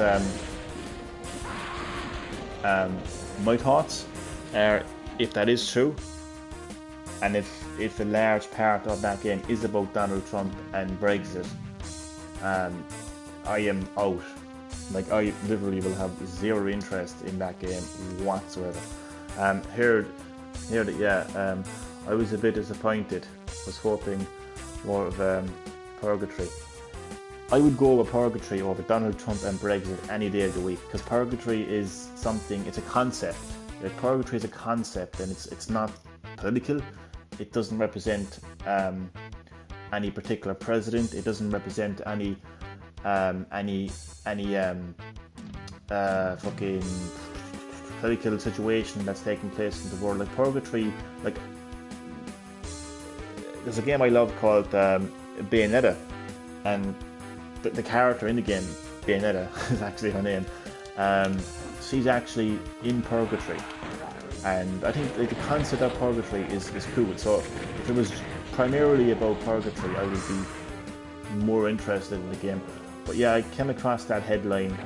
I must read more into it to understand it more, but apparently there's something about Donald Trump and Brexit anyway, and I feel that politics and video games do not belong together at all. Yes, most reviews will tell all, because you know these are people who played the video game. Hopefully there are people who played the video game from start to finish. Sometimes reviewers don't actually complete the game, and they just give it a rough review, and I really hate that. So I hope that there are reviews from people who actually play the game from start to finish and actually know what the fuck they're talking about too. But yeah, I suppose that is the best thing to do. Then what if you're dealing with a reviewer who's anti-Trump and anti-Brexit and thinks it's so cool and tries to sell you the concept of this game? What happens then? Do you know what I mean? Like, if it takes shots at Donald Trump and his hate for video games, I don't mind. But if I wanted that, like I just watch a funny YouTube video or look at a meme. Like, I'm not going to pay €60 for a meme. That's the thing. Like, I'm not going to pay €60 for Donald Trump meme or a Brexit meme. You know what I mean? Blaming video. Yeah, but like every president that I can remember, I mean, Clinton, Bush and Obama, all those presidents have taken shots at video games. They've all blamed video games for violence. So it's not just Donald Trump that's doing this. And I don't think that someone needs to make a video game to take shots at Donald Trump. And again, I'm not going to pay €60 for Donald Trump meme or a Brexit meme, and that's the thing. I agree, but that could be a very small. I think that even if it is a small part, though, like even to bring that into a video game, there's just no point. If it's full, then I won't bother either. Yeah, if it's definitely if it's full, like if the story is centered around this is a world of this is what happens if we support Donald Trump. You know, this is a world after Brexit. I'd be like, no fucking way. But even the small part, just the fact of the matter is, politics don't belong in video games, and that's what it is. Even if it's more than 5%, I'd be disappointed. And I think 1% would disappoint me, to be honest. I'm really against politics being in video games. Really against. Video games are, and always will be, and always should be, an escape from reality. We hear enough about Donald Trump. Nothing will be where everything goes sorry. I mean, like, it's an original story, you know, written by Rockstar Games. You know, it's complete, like, it's fiction inspired by real life events, of course, like, but, and I know that they have like what you call it, like they have like real groups of people in there, but it's not selling you a political agenda. Do you know what I mean? Like, it's not turning you against any president, or I just don't agree with this mentality of, like, you know, let's all hate Donald Trump. Let's all be against people who voted to leave the European Union. I don't know how else to put it, but it's just, I don't play video games to be politically motivated. I mean, if more people actually read into what they're voting for, instead of actually fucking leaving a video game to decide for them.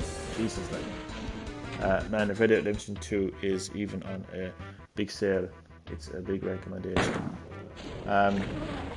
Yeah, I can definitely see myself getting that game eventually. I mean, at this stage, I'll probably buy it over Death Stranding, to be honest.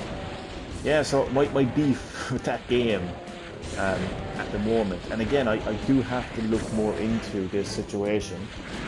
I'm literally going by a headline, and in today's world, going by a headline is a really stupid thing to do, with the amount of actual fake news out there, because there is such thing as fake news, let's be honest, there is such thing as fake news. So there are a lot of dumb websites out there reporting a lot of dumb things. So I don't know very much about this situation, but my only beef with Death Stranding is if it does have anything to do with Donald Trump and Brexit, it's a complete no from me. Because I just don't want to hear about politics in video games. Unless it's complete fiction, then I don't mind. I mean, Metal Gear Solid was always about politics, but it was fictional politics. It wasn't necessarily about anybody. You know.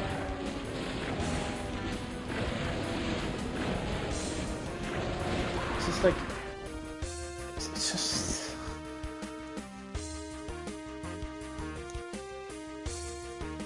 people actually get attacked for supporting Donald Trump, and people actually get attacked for supporting Brexit. It's just fucking crazy. We just got to wait and see. I'll be prepared. I am not pre-ordering for anything, just waiting to read more and see a bit of the plot. Yeah, man, you're dead right, man. You're doing exactly the right thing there. You're holding off. You're being cautious, and you're gonna wait for those all-important reviews to see what the final game is all about. But I'd say read more than one review though, and be cautious of who's actually reviewing the game as well, because I really think that if it is about that, you will get people who will be Trump haters and Brexit haters, like people who are not in favour of Brexit. Just even talking about Donald Trump and Brexit in the context of video games just makes me sick to my stomach, to be honest with you. It makes me sick to my stomach,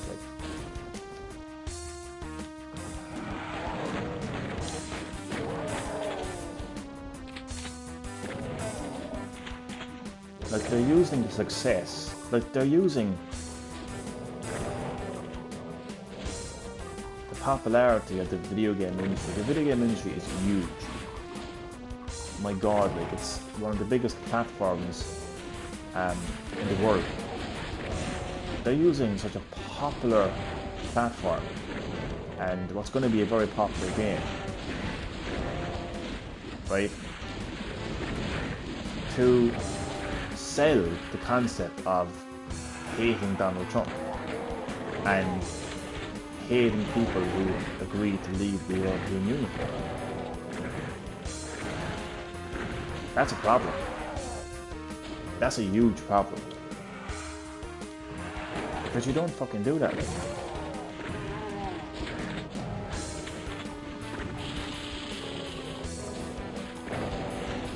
Everyone has a right to vote, like, you know what I mean? Everyone has a right to their political opinions.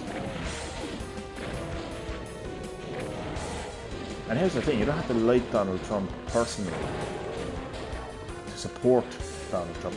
Supporting and liking are two completely different things. Like, if you're an American and you see jobs being created and you see the economy growing, then what does it matter how Donald Trump speaks to women?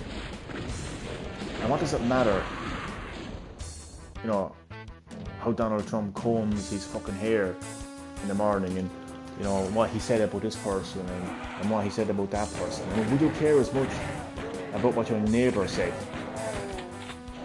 You know, what does it matter? It's not a popularity contest. Politics is not a popularity contest. And as I give the best example here, because I said this before, like, but you look at Ireland, you bring politics back to Ireland, you talk about Irish history, and you talk about the men and women who literally fought for this country, fought for the rights of this country, real rights and real independence, literally died for this country. People like Michael Collins. I mean, did Michael Collins give a shit who liked him? Did he give a shit about what he said? Did he give a shit about who he offended? No, he didn't. You know, he did everything in his fucking power to fight for this country, get the best deal for this country. And in the end, he was pretty much back up against the wall by De Valera. And you know what sickens me in today's world?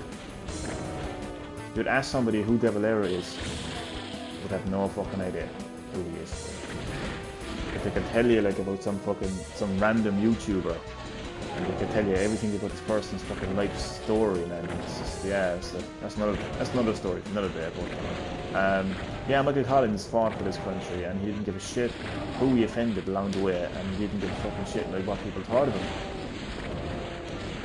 It's a completely fucking different world now, isn't it?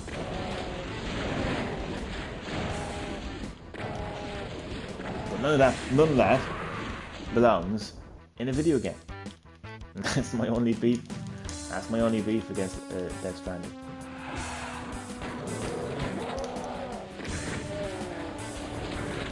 Like, I don't really care about like how big a game is. I don't really care about how many people are talking. But there's so many games that have released this year that I haven't bought, and even last year. Like, it's just, for me, if I look at a game and if it doesn't scream by me or look into me, I won't. And I've done that with so many games, like. And eventually I kind of get around to getting them, so I look more into them. But yeah, like, the whole world is talking about Death Stranding. Doesn't mean I gotta buy it, you know what I mean? So, especially now, it's going to be doing politics into it. So.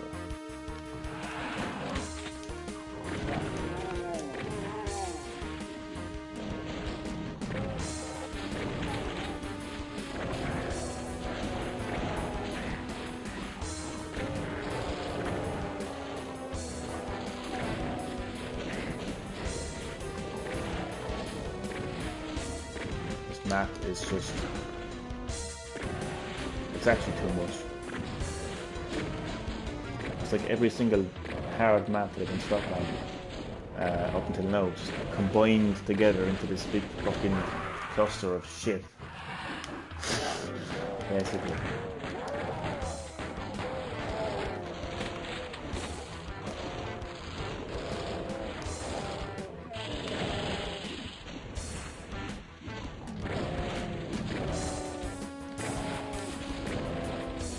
What if Death Stranding ended up becoming like a flop, and it ended up becoming a really bad game? Because as you said, we don't know until reviews come out. Like, we don't know what this game is gonna be. We don't know what this game is gonna end up becoming. But what if it ended up becoming such a huge flop? Because I actually think it has the potential of being a flop. I really do, because I'm going to say something. And listen, I've been playing Metal Gear Solid since it came out on the PlayStation 1, so like, I love Metal Gear Solid. I'm a huge fan of the series, and I'm a huge supporter of the series, and I have all the respect in the world for Hideo Kojima, but what if he's a little bit too overrated? And what if people were basically like taking the side of Hideo Kojima instead of actually considering the side of Konami? Because there's a few little things that people choose to kind of ignore when it comes to Hideo Kojima. And he never wanted David Hayter to be the voice of Solid Snake. He would continually rehire him, even though he was so well perceived among the fans. Fans loved him. And for me, he will always be the voice of Snake. There was nobody else that's going to be the voice of Snake other than David Hayter. But he would always get him to rehire in every Metal Gear Solid game. I think he wanted, God, I forget who it was now. I think it was like Kurt Russell or something. He wanted some guy now to be Solid Snake, and it walked out. But anyway, like, what if he's overrated? Like, if people called him like the legend of the video game industry, like, he gets chaired, and he's literally famous for one series. Like, I'm only stating fact here. He is famous for one video game series, Metal Gear Solid.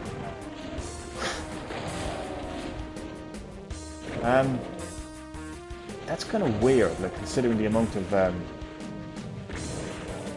popularity he gets. And let's face it, like, he's only so popular now because of this whole drama surrounding Konami and how he departed ways with Konami. And you've got people who probably never played a Metal Gear Solid game in their life. Probably didn't even know who Hideo Kojima was. They probably thought it was something you buy on a fucking Japanese menu, or like some Japanese make of a car. All of a sudden, like, literally bowing down to Hideo Kojima. Oh my god, you're a legend, I love you, Hideo Kojima. It's like, it's really crazy. Like, I made the mistake of buying Metal Gear Survive. Oh my god, that is an unforgivable mistake. That is unforgivable. Oh my god. Jesus. Once I heard that you have to pay money to have a second save file in that game, that just said it all for me. Like, forget how shit the game actually is. That one thing right there, paying money to actually have a second save file, that was it. But yeah, I think the man is overrated, to be honest with you, I really do. So as I was saying, you got people who don't even know who Hideo Kojima is. You got people who don't even know what Metal Gear Solid is, and they're like, oh my god, you're a legend. The guy created one video game series. And again, I got all the respect in the world for him, I do. I'm just saying he's fine, I'm just saying as it is. I think he's actually overrated. And I think that everyone is basically, just because he's Hideo Kojima, and again, he's famous because of one video game series, they're like, oh, this guy's a genius, he creates great games. No, he didn't create great games, he created a series that was established. It was an established series. He was simply expanding upon concepts that were already there. Expanding characters that were already there. Exploring stories that were already there. And he's now making this brand new IP. And that's, you know, one thing my history teacher would always say to me is history has a habit of repeating itself. Hideo Kojima did make one other game, and it's called Zone of Enders, and it's nowhere near as successful. Looking forward to Death Stranding. Well, the whole world is looking forward to Death Stranding, but I'm actually not. and I think that it has all the potential of failing. It's probably not. It's probably not going to fail, but I just think it has the potential of failing because I'm actually trying to explain it the best way I can. Like Hideo Kojima is praised like some kind of a god of the video game industry, but he's only made one real successful and critically acclaimed video game series, Metal Gear Solid, which became established. So every time he made a sequel, he could build upon what he already had. And it's a lot easier to build upon what you have. Hideo Kojima made another game called Zone of Enders, which is said is not as successful as Metal Gear Solid. It just was nowhere near as successful. And I would consider it's more or less like it doesn't exist anymore. It's not even there. So that didn't go anywhere. So what the same thing happened with Zone of Enders? So again, I'll say it again. The only game that Hideo Kojima is famous for and is critically acclaimed for and has made a success is Metal Gear Solid. So man, I don't know. I think that Death Stranding could be a flop. But then again, the power of brand power is a force to be reckoned with, really.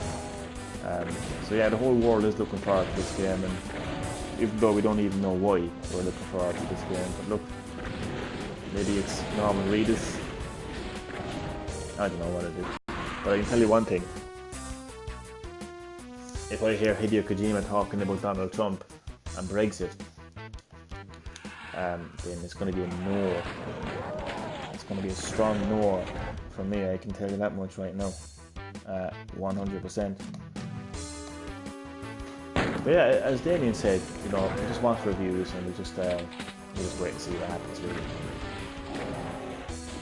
You heard it here first. When the whole world is talking about how much of a success that, well, not saying how much of a success, but when the whole world is basically hyped for Death Stranding, I'm here saying it could actually be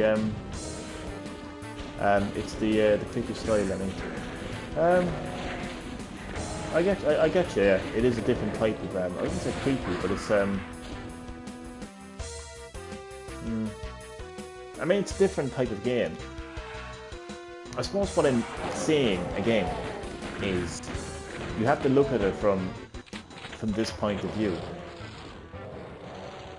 Hideo Kojima is making this game, right? The whole world treats him like he's a god of the video game industry, even though he's only made one video game series. I mean, that's the key point here. That's the key point here. There's indie developers who've made more games than him. Do you know what I'm saying? Like, there's indie developers now who have made more games than he has. He's critically acclaimed for a critically acclaimed franchise that is no longer his. That's why he's critically acclaimed, and the reason he's in the spotlight more so nowadays is because of the whole Konami drama that got the attention of the entire world, got the attention of people who would have never spoke about Hideo Kojima because they wouldn't even known who he was. And they're calling him like a god of the video game industry. So all I'm saying is he's now working on a brand new IP which is not established. It's completely a different thing. So who knows how it's going to go down? Who knows how? I mean,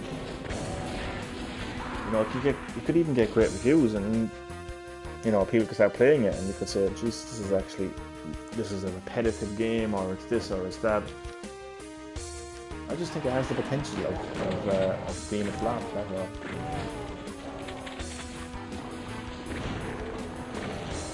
Only game I've seen hype for was Doom 2016. Oh man, I've actually never seen the original trailers for that game. I wasn't really paying much attention to it when it first got announced, because I said I never grew up playing Doom,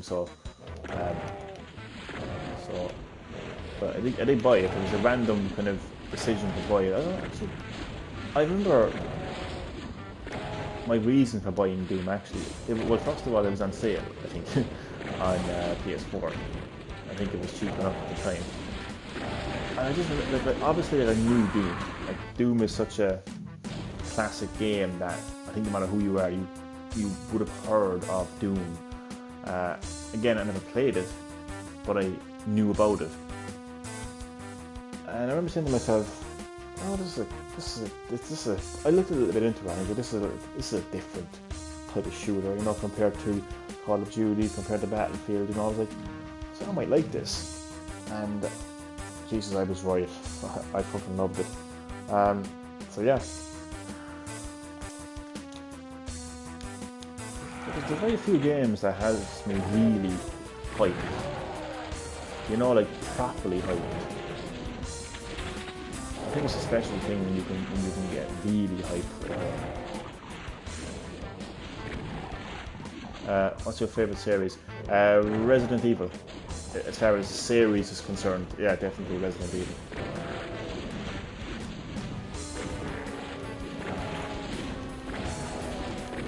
I could say Animal Crossing, but considering how many Resident Evil games I played and loved, I'd have to say Resident Evil, because I've only played like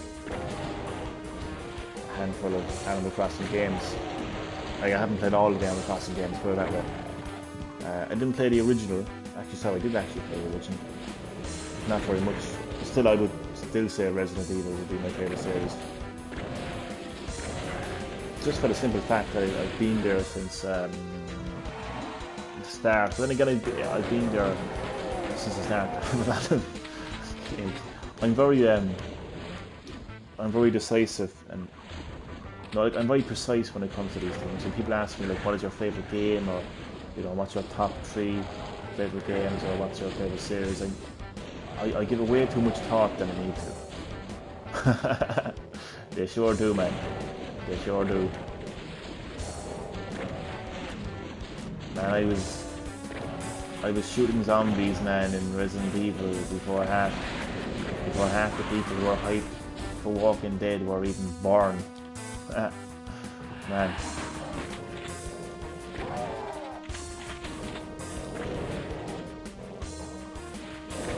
I don't even think it was I think for me the one, you know, the two things that stand out about Resident Evil for me would be the story and the atmosphere. I don't even think it's zombies. You know, I don't think it's like, it's not the case, oh, I'm a big zombie guy. It's not just that. Obviously, like, the iconic, like, sound effects of the zombies in Resident Evil will always be, you know, a classic. But I think it's the story. It's just, and piecing together the story as well. You know, like, who are Umbrella? You know, oh my God, like, Wesker is working for Umbrella. Just the story, the piecing together of the story, and how far the story has. Jesus, like, how, the one thing I always say about Resident Evil, I mean, Resident Evil may have had a rocky road with 5 and 6 in terms of its gameplay, in terms of moving away from survival horror and kind of embracing action. But the one thing about Resident Evil, the story has always remained. The story has always been there. They progressed the story so well. So story is one of the things that really stands out to me in Resident Evil. Another thing then again, as I was saying, would be the atmosphere. And I think the music plays into that as well. You know, you talk about creepy.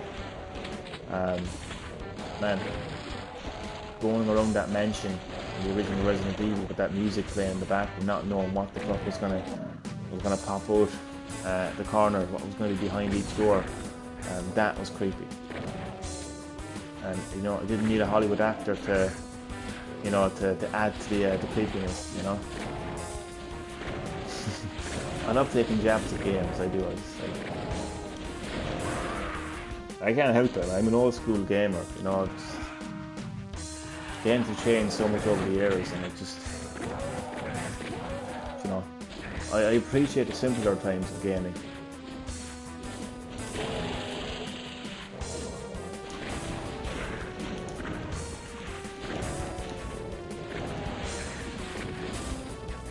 I'll be honest with you, I actually have a love-hate relationship with modern gaming, I really do. I really fucking do, like. Especially nowadays. You know, the way gaming's going nowadays, like, you know. Have you ever played Shadow of the Colossus? I haven't. Oddly enough, I haven't, no. I played the game that's like it. I think it's meant to be a sequel or something. It's The Last Guardian. I have that on PS4. That'd be the closest thing to The Last Colossus that I'm ever going to get, I say.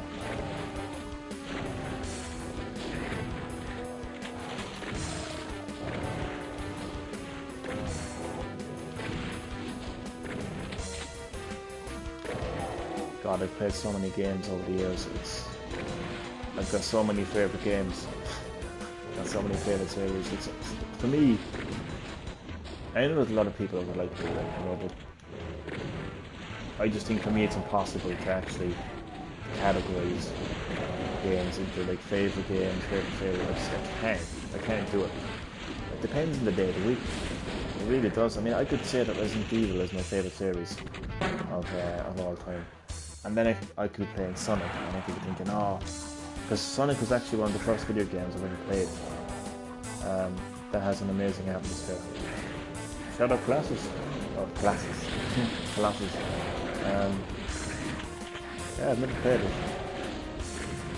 I like games that have good atmospheres, you know, because they draw you into the game a lot more, you know. Like, I'm going to take another shot at Death Stranding. This stream might as well be like Johnny takes shots at Death Stranding at this stage to rename it. But like, I'm not going to be drawn into a game because I'm playing as Norman Reedus. I'm not. To be honest with you, straight up about it, I don't care about Norman Reedus. I don't even watch Walking Dead. I've never been a fan of The Walking Dead. And that's the only thing he's known for. I've never seen him outside of The Walking Dead. And I barely even watched The Walking Dead. So to me, he's just a person. He's just a person. The one thing I hate hearing is fans. I didn't ask for that.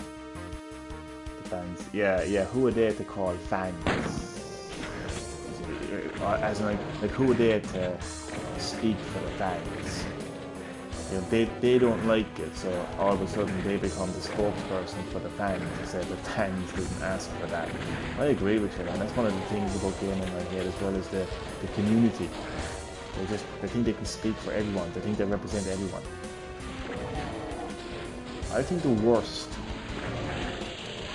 video game community is the Resident Evil community, especially on their Facebook page, the Resident Evil Facebook page. Fucking bogs the shit out of me. So fucking much. Because Capcom announced Resident Evil Project Resistance. It's a 4v1 asymmetric multiplayer game. It's clearly a spin-off. It's not even a game, it's an idea. It's an idea. Games are art made by an artist who has a specific view, exactly. Particularly among indie game developers mostly, but I would agree with you. So I've seen fans' reactions to Project Resistance, and they're like, we didn't ask for this. We asked for Resident Evil 8. We asked for Resident Evil 3. It's like, I hate it so much because look at how much Capcom has changed over the years. Look at how much they've given the fans over the years. They're giving us Resident Evil 7, which is a 100% return to survival horror. And not just a standard return to survival horror. It's actually an innovative return to survival horror, because for the first time in the Resident Evil series, mainline Resident Evil series, you're actually playing some first-person shooter game. Game quality has dropped due to trying to please everyone. And I have been saying that for years. You are spot on. I have been saying that for years. This mentality of trying to please everyone is the worst thing that has happened in the video game industry. Since I can remember, to be honest with you, trying to please everyone, that mentality.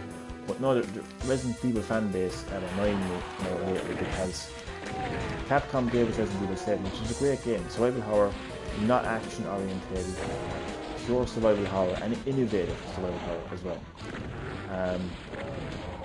And they gave us the remake to one of the best games in the entire series, Resident Evil 2. And no, Capcom decided to experiment. They decided to kind of like, you know, they've given us 7, they've given us 8.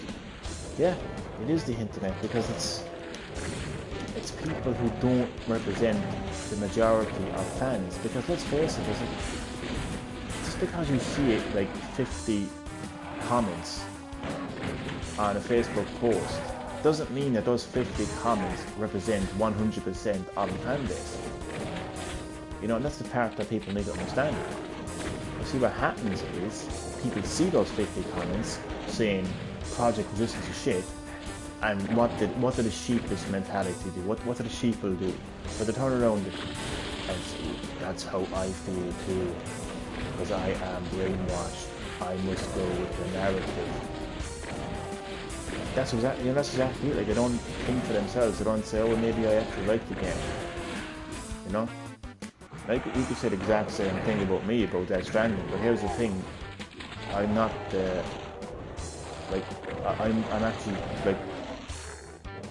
I'm actually kind of like skeptical about the game.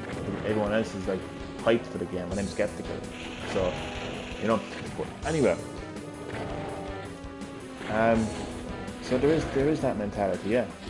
The internet like kind of generates this mentality of just because 50 comments are against the game is shit, and that's not the case at all.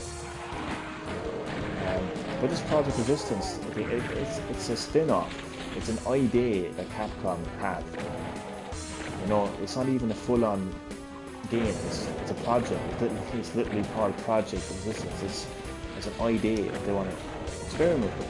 4v1 asymmetric experience, and the fans are like, give us Resident Evil 8. Fucking self-entitled bastards, you know. I just hate the mentality, I really do.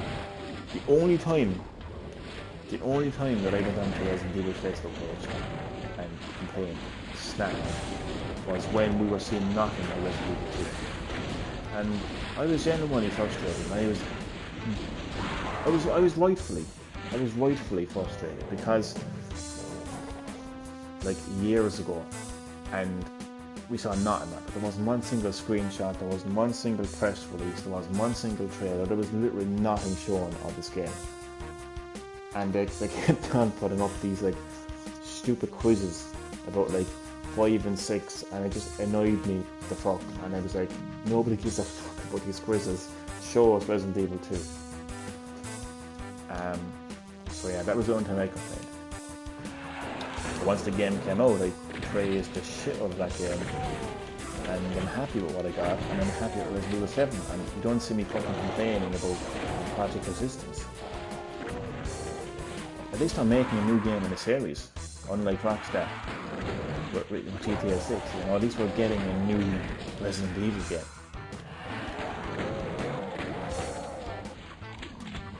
I still cannot believe how many years it has been since since Grand Theft Auto 5, and we still have not seen a new Grand Theft Auto game. Not even a remake, not even a port, not even a remaster, not even a reimagining, not even a spin-off. Literally no Grand Theft Auto game since GTA 5. And apparently it's coming to PS5. It's just, like, the less said about that the better, because I just don't understand the logic. I just don't understand. There's literally people, including myself, who have bought GTA 5 on PS3, bought it on PS4. Why the absolute fuck would you buy it a third time on PS5? Why? There's just no logic to that.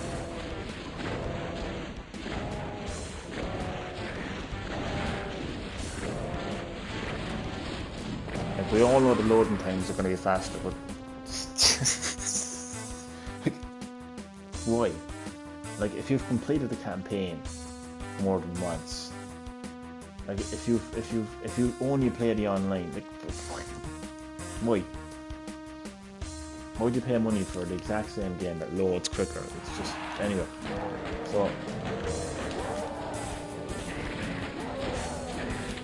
and I've noticed you don't see people attacking Rockstar Games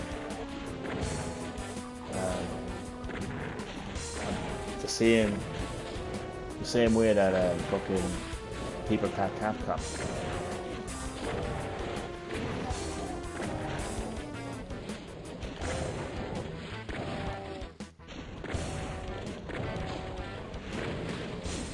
I mean, like, God forbid we speak out against Rockstar Games. I don't know, man, this is funny. It makes me laugh. Modern gaming is funny in a way, like, it's just so funny. Like, it's so funny, the kind of things that piss gamers off nowadays, and the kind of things that they just completely ignore. You know?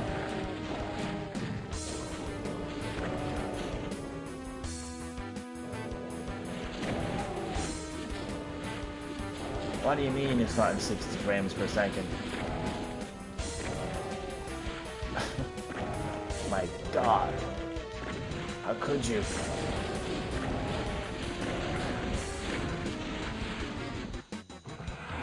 Like, how many years has it been since GTA 5 got released? I'm gonna answer my own question. I'm gonna go onto Google, and I'm gonna Google GTA 5. I'm gonna look at its release date, and we're gonna talk about this, because this is actually gonna be the end of the stream. Actually, me talking about this, because this map is just, I'm not even focusing on this map now. It's just too fucking hard. So I'll just get a second now. My chat is not working properly on the PS4, so there'll be a delay in reading the comments. YouTube.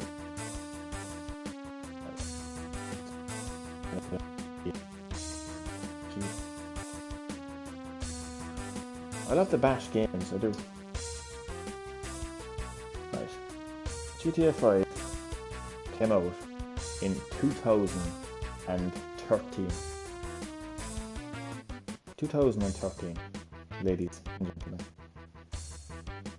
September 17th of 2013. That is literally, because today's date is the, well, sorry, today's date is 19th actually. It's over, it's actually, I thought today's date was a 17% strange reason. Okay, so 6 years ago, ironically enough, 6 years ago, we got GTA 5, and 6 years later, we have gotten absolutely no GTA experience whatsoever.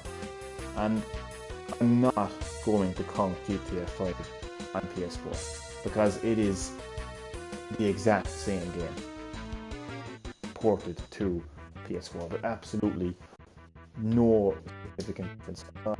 But you can see that there's more water in this area. Wow. Blows my mind. Best gaming experience of my 25 years of playing games has been able to see more water in that area. Wow. God. I can't wait to see what they do on PS5. Maybe they will be little insects in the fucking water. Wow. I mean, I'm sorry, like, to be so, like, fucking sarcastic about it. If that excites people, that's cool. But that does not excite me. Now, 6 fucking years, and all we got is a fucking puddle. I mean, and all they do is expand the online. That's all they do. That's all I give a shit about, is the online. Even though the online is not, it's never been a core feature of the GTA series. It's never been it's making it out of money for them. That's the thing. That's all the companies should care about. Which I agree. But every company makes money. But just because they make money doesn't mean they don't make games. I mean, look at Doom. Doom is still around. Doom still makes games. And ever since they rebooted the franchise, like Doom 2016 to Doom 2019, that's only a couple of years, so that's not 6 fucking years, is it? Look at how many Resident Evil games have been released. They made shit on the money. I mean, Resident Evil 5 and 6 were hugely successful games. I mean, I could go on. There's plenty of franchises that have made money. I mean, look at Mario. You know, look at Sonic. Look at any other popular game series. They make money, but they don't fucking sit in a pile of cash and not make the next Mario, or make the next Sonic, or make the next Resident Evil, or the next whatever. It's just, it's ridiculous. 6 years. And there hasn't been a GTA game. Not even a port, not even a remaster, not even a remake. Nothing. Literally nothing. They're looking at how much money they're making through chat cards and microtransactions, and you know, they're looking at their fucking install base on online, and they're like, it's just, yeah, man, they're just sitting on a pile of cash. It'd be nice if they actually spend some of that cash, you know, and to make one of the greatest games of all time. Imagine what they could do with next generation hardware. I used to be saying, I've been saying for the last 6 fucking years, what they could do with the technology of PS4, because 6 years ago the PS4 would have been, like, the way we're talking about PS5 now, 6 years ago, we would have been talking about PS4. And I remember 6 fucking years ago saying, wow, imagine what the next GTA game will be like in PS4. Well, I'm still fucking imagining it. I'm still imagining it. My imagination is doing more work than fucking Rockstar Games are doing. Now, obviously, obviously somebody at Rockstar Games is discussing GTA 6, but it's 6 years, man. 6 years is way too fucking long, like, you know. And you know what fucking annoys me? You know what fucking annoys me is there would be people who would be like, shut up, Johnny. Shut the fuck up, Johnny. We don't want to hear your bullshit. Shut the fuck up. You're so salty. Stop bashing Rockstar Games. Shut the fuck up. GTA 5 is a great game. I'd play it again. I think the online is great. Shut the fuck up. I won't shut the fuck up. And I'll tell you why the fuck I won't shut the fuck up.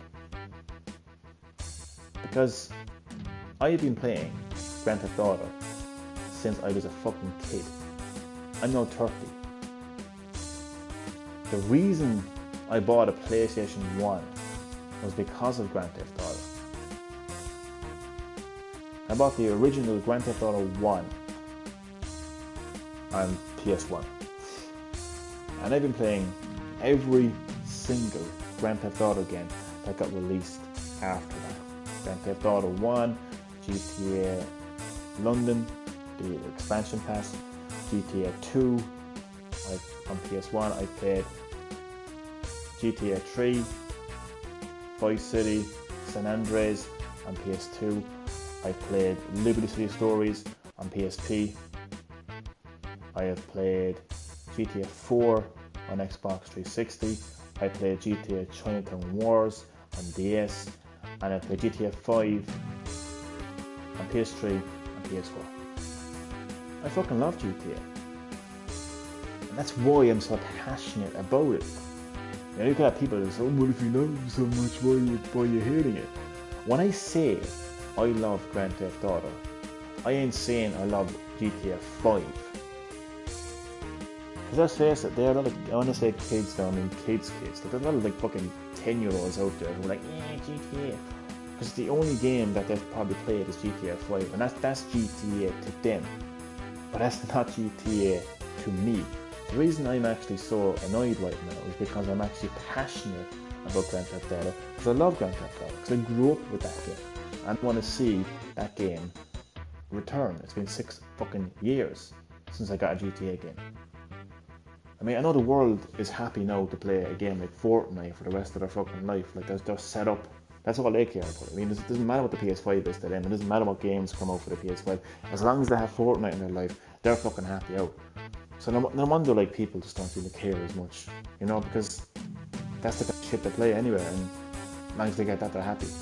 They ain't fucking me though, you know. Like, I love GTA, and I want to see a new GTA game get released. 6 years it's been. Not enough people are talking about this. Instead of banging on about this game looks shit. This game is 30 frames per second. They're just complaining about mediocre fucking shit. Like, I mean, I'll be honest with you, even me talking about Death Stranding, about politics, even that's stupid. And I'll admit that, compared to a company not releasing a game or a series after 6 fucking years. Now, these are things that should be discussed. You know, people should be like fucking protesting outside. No, I'm only joking, not protesting, but people should be like making their voice very public to Rockstar Games that look, it's been 6 years since the game that has made you Rockstar Games. Because let's face it, there wouldn't be a Rockstar Games if it hadn't been for Grand Theft Auto. Let's fucking face it, like every single, I mean, like Red Dead Redemption 2 is so much of a good game because of the money that was made from Grand Theft Auto. All the production value that was put into that game, all the money that was spent on the fantastic voice acting, the music, everything, is all because of Grand Theft Auto. I'm telling you, like, Rockstar Games would not be Rockstar Games without Grand Theft Auto. Simple as. Simple as.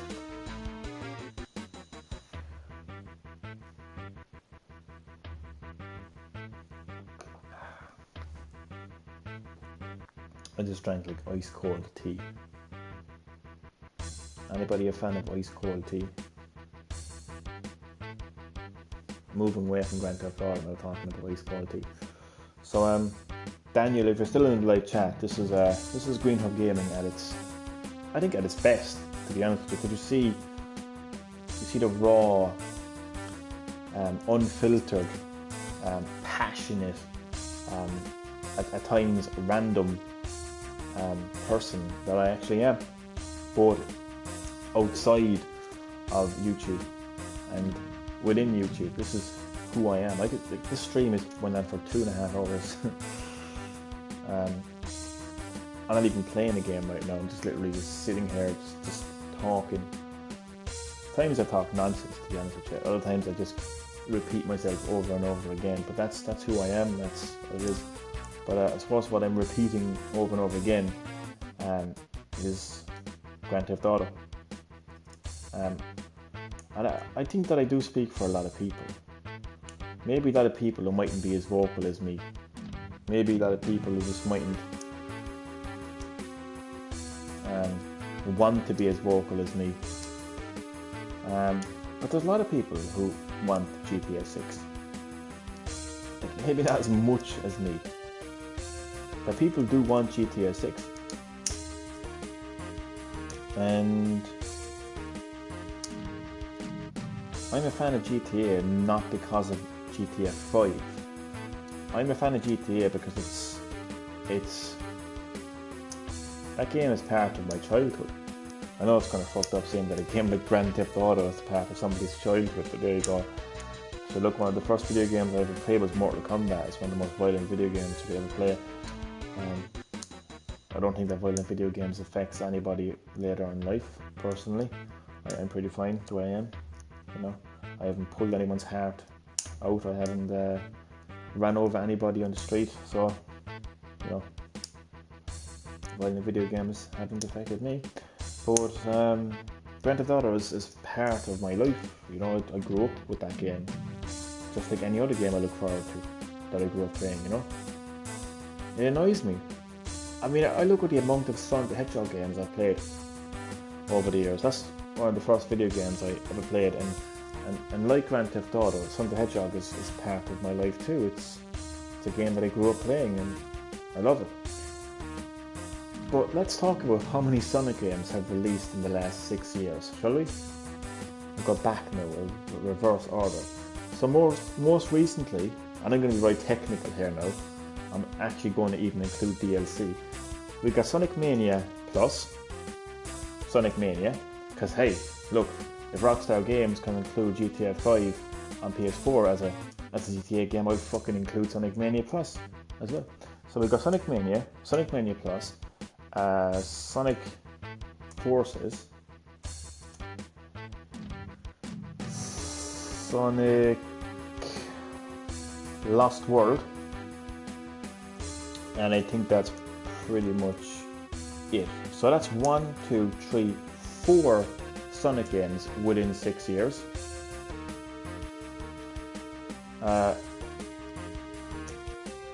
Even Animal Crossing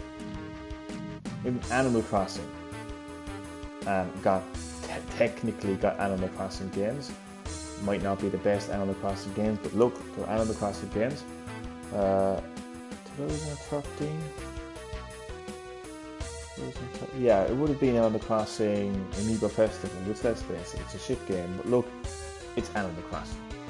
And we also got Animal Crossing Happy Home Designer as well, and even a mobile phone Animal Crossing game within 6 years. And it looks like, for all intents and purposes, because the new Animal Crossing game is coming out in March of next year, Rockstar hasn't mentioned Grand Theft Auto, and the way that they mention their fucking games, they'll have a release date for a reveal trailer, probably like 6 months fucking time.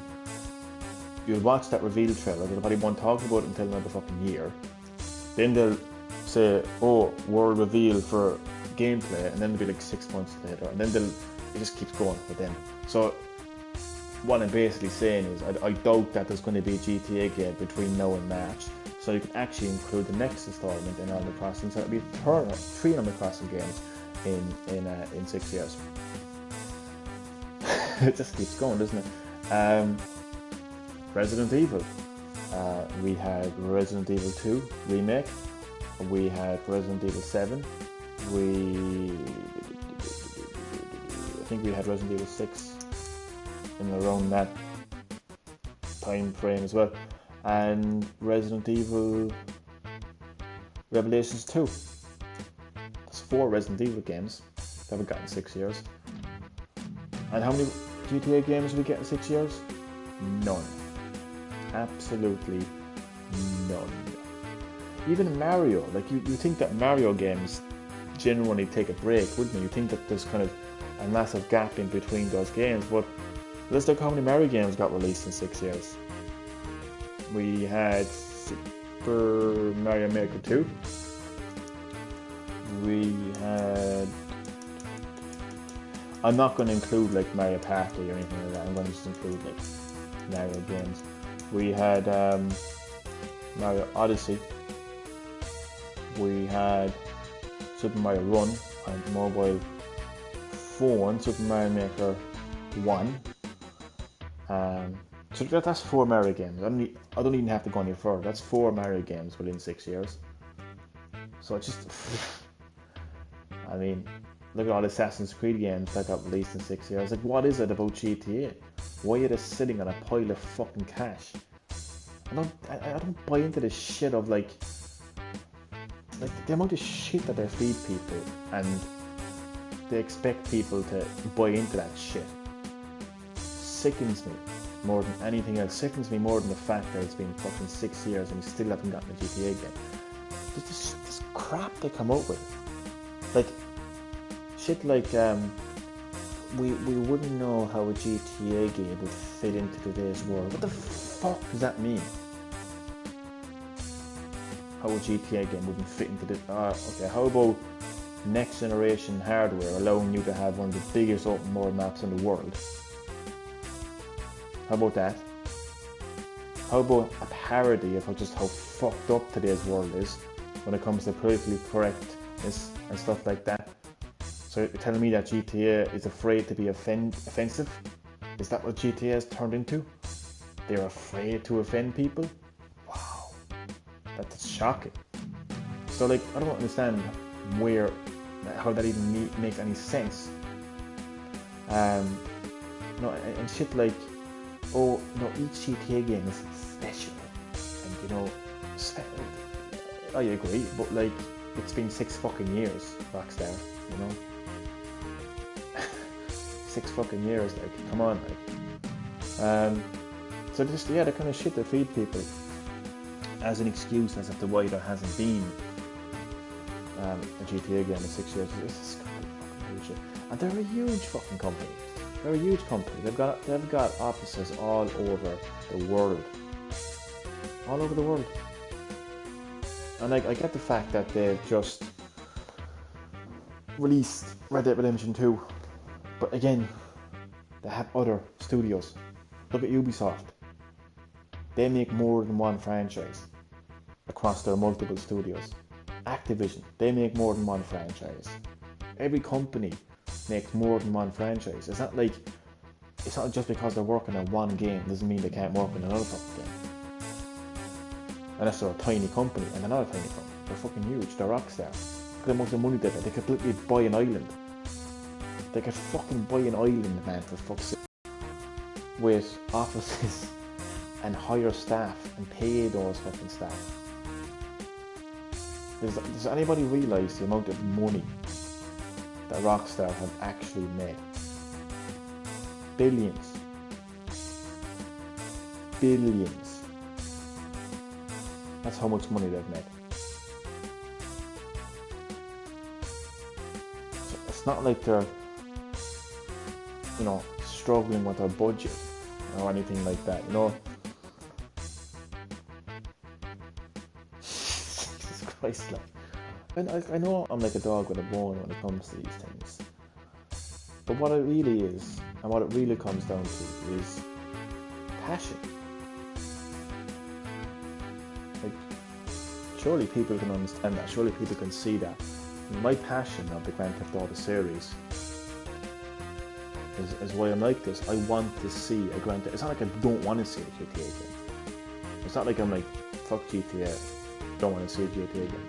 Although what I will say is, in saying that, not that I don't want to see, I actually want to see a GTA game.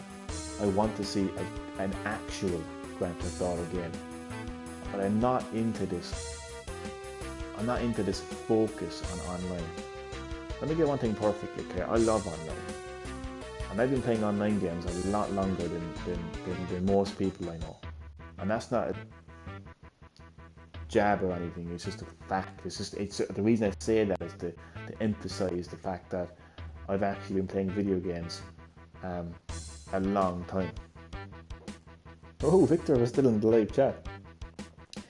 It is certain that the various things feel bad, but if we get sad, I'll learn something. Yeah, I get what you're saying there. It's completely my choice to let these things, quote unquote, get to me. I always have that. I always.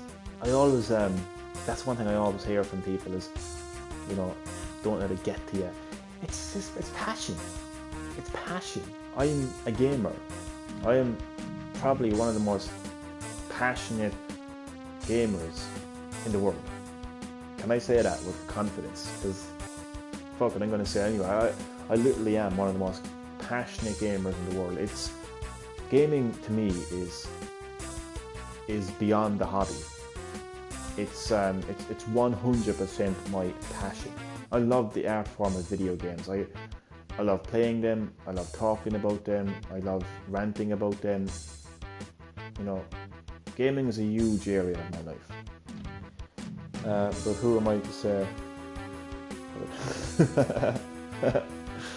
And I'm sure you know more about life than most people who are in positions to like, rule people's lives. You know, like presidents and you know, politicians. I'm sure Victor, you know. I'd say you're tuned into how this world really runs. I'd say that. I'd say. No, what you're saying is right. You're spot on in what you're saying. You know, I'm going to read out your comment again because you're spot on. It is certain that the various things that make us feel bad, but you decide if you get sad or learn something. I definitely think that I learn something when I get like this, and what I learn is I'm passionate about what I'm talking about. Otherwise, I wouldn't talk about it. I wouldn't sit here for like over like an hour, possibly hour and a half, and discuss something to this length if I wasn't passionate about it. And definitely, so that's what I would learn from if I'm definitely passionate about it.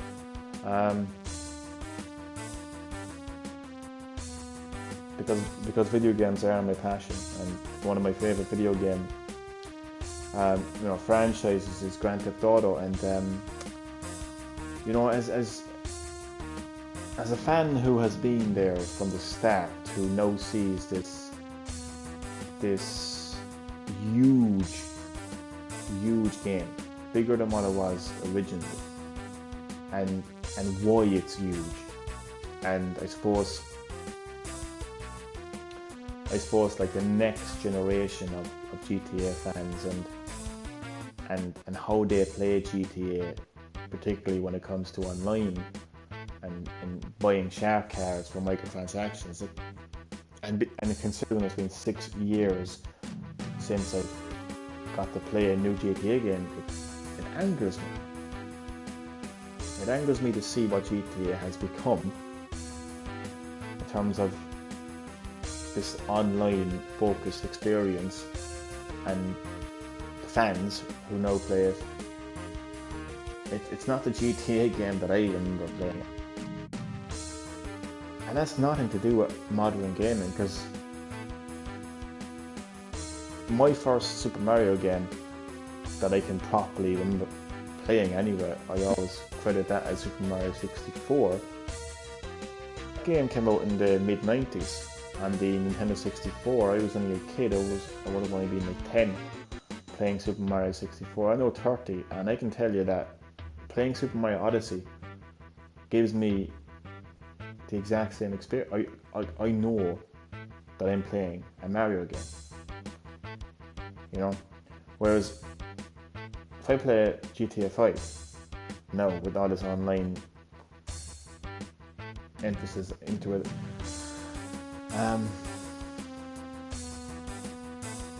it's not the Grand Theft Auto game that I played, you know, as a kid.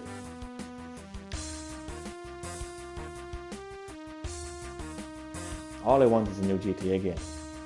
I could sit here for another 2 hours ranting, but my goal is GTA 6 or even GTA Vice City Remastered, GTA San Andreas Remake, Chinatown Wars 2,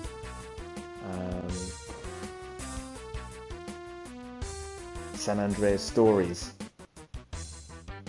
Because we never actually got anything like that. It was just Liberty City Stories and Vice City Stories. Just anything Grand Theft Auto related would keep me happy as a fan of GTA, because that's where you see the real true fans. You know, that I'm sorry, like the true fans aren't the fans who bury their head up Rockstar's arsehole. Okay, they're not true fans. They're not true fans, and the little kiddies who are happy out to be, you know, thrown under a headset and playing with their friends online. I'm sorry, they're not true fans either. And who am I to say that who are true fans or not? But look, all I can say is I've been supporting Grand Theft Auto since PS1. So that's why I can consider myself as a fan. San Andreas, yeah, there's never actually been a San Andreas Stories, so that's what I was saying there. It'd be interesting if, you know, even if Rockstar Games did something like that, like, you know, if it kind of expanded upon the mythology, the lore San Andreas. You know, the whole CJ story, the whole, like, you know, what happened to her mother, kind of everything, all that kind of. They could, you know, they could. But see, nobody's talking about that anymore because they're too busy talking about fucking buying mansions in GTA Online and casinos and just what the fuck is this shit like, you know? What the fuck is this shit like? You know, Grand Theft Auto for me was always just how crazy of a game it was. Just driving around this virtual city, knocking people over, robbing cars, listening to music as you were doing it, exploring the city, completing missions from crazy people, or for crazy people, and just having this crazy story unfold, and particularly on the PS2 generation, because people nowadays, like the real young generation of gamers nowadays, will look at PS2 and say, oh my god, what a shit console, shit graphics. But you look, for me, at the time, PS2 graphics were absolutely amazing. The first time I got into a van in GTA 3, it was just, I swear to God, it's actually, saying it now is funny, but back then it was, I swear to God, it was actually one of the greatest moments in gaming for me. Just seeing how far graphics had come.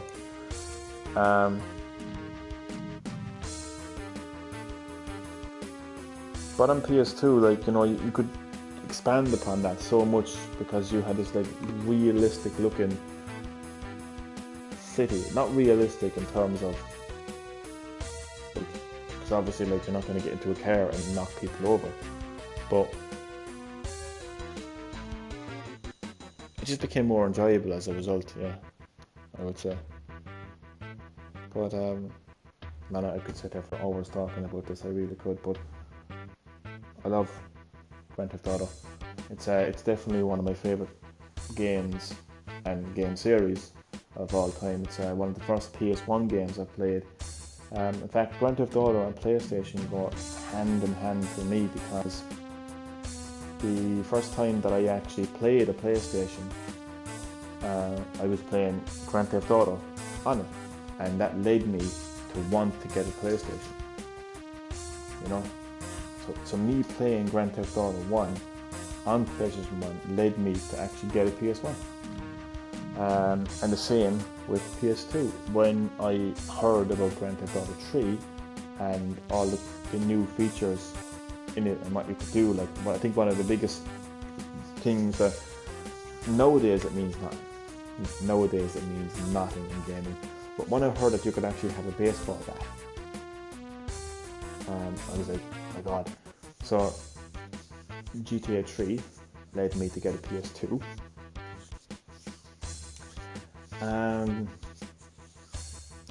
GTA 4, I got an Xbox 360.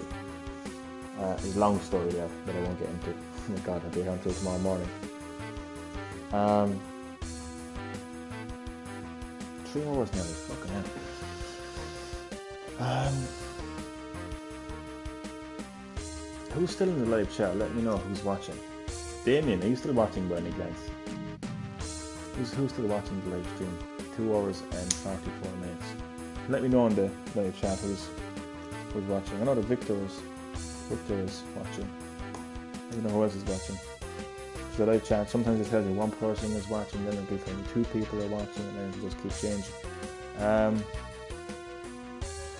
But yeah, fucking, oh, I forgot what I was going to say now. Almost 3 hours into the live stream.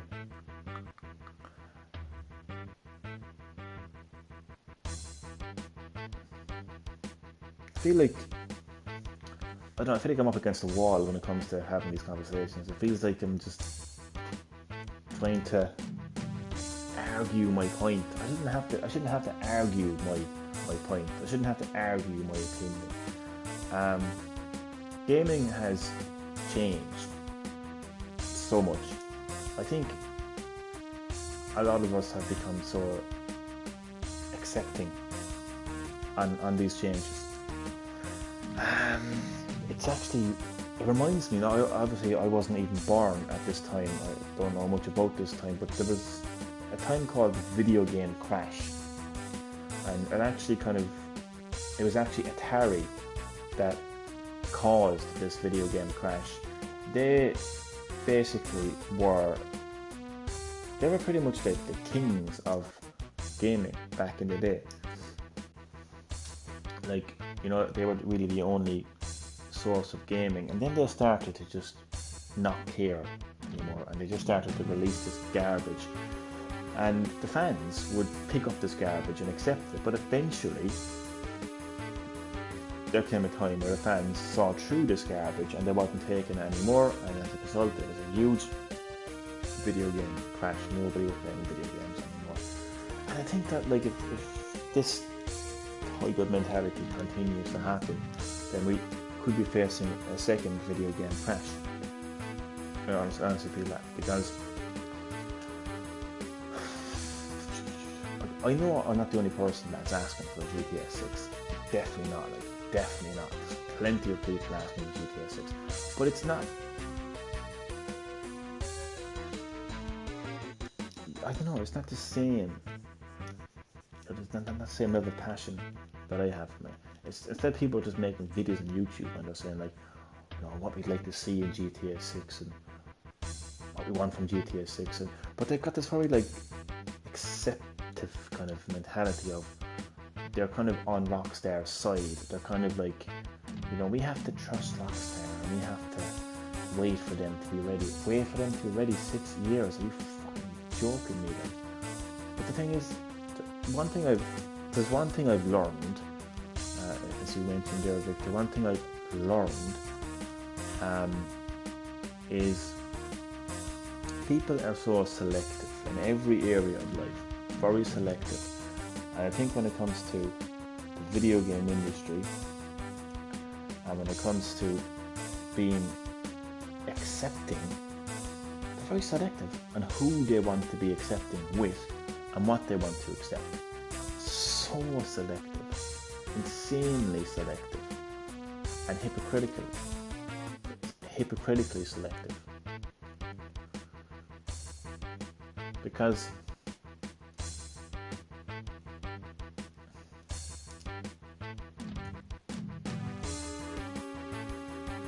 you'll have people who will basically say, oh, what's the problem? Yeah, it's been 6 years since we got GTA 5. What's the problem? There's no problem. Don't worry about this. And then, like, Capcom, like, release, like, I don't know, Devil May Cry 1 on the Switches for €20. Oh my god, this is the worst thing ever. Who wants to play this? Moan, complain, bitch, blah blah blah blah blah. But, like, at least they're actually releasing the game. You know what I mean? Like, at least they're releasing the game. At least you can play Devil May Cry, like, on the go. That's, I don't know, that's kind of an example. I could probably give a better example, but I'm just too tired not to be honest. I've actually no idea how this live stream has turned into an extended rant about why GreenHerb-Gaming wants GTA 6. But I just do. The more I think about it, I want, and I'm sorry, but, like, there's just, I'm the kind of person that I have it all up here on my mind. I'm currently tapping my forehead with a pen to indicate up here in my mind.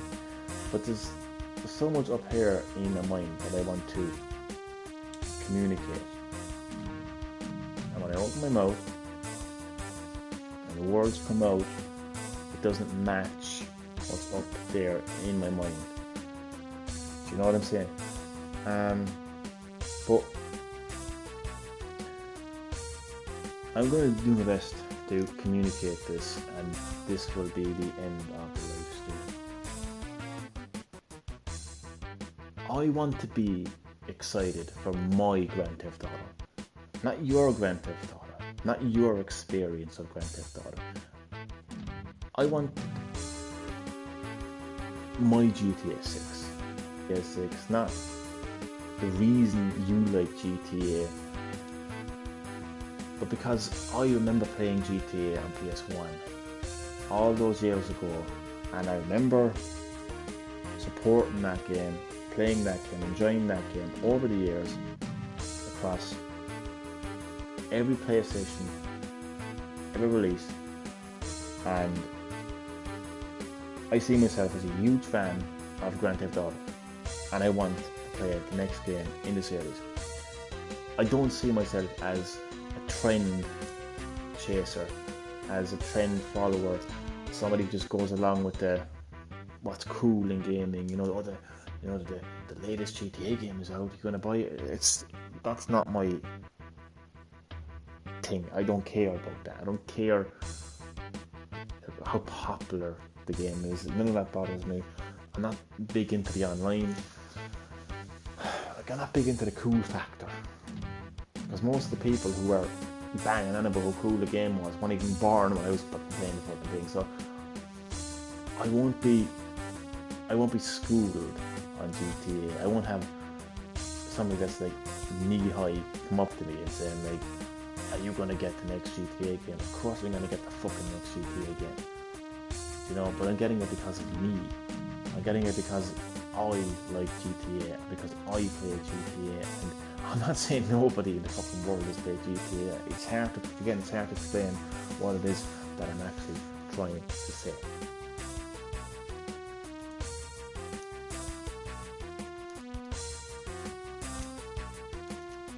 I guess what I'm saying is I see myself as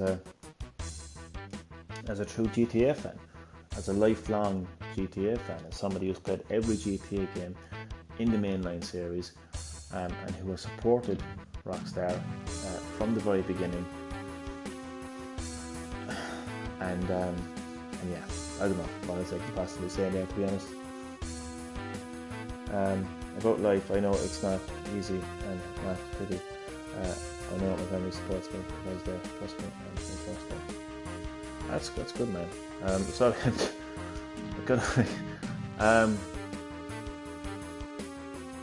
I don't know if we're talking about the same thing, but I do agree 100% with what you're saying there. No, it's definitely not easy. Not a whole, no, I just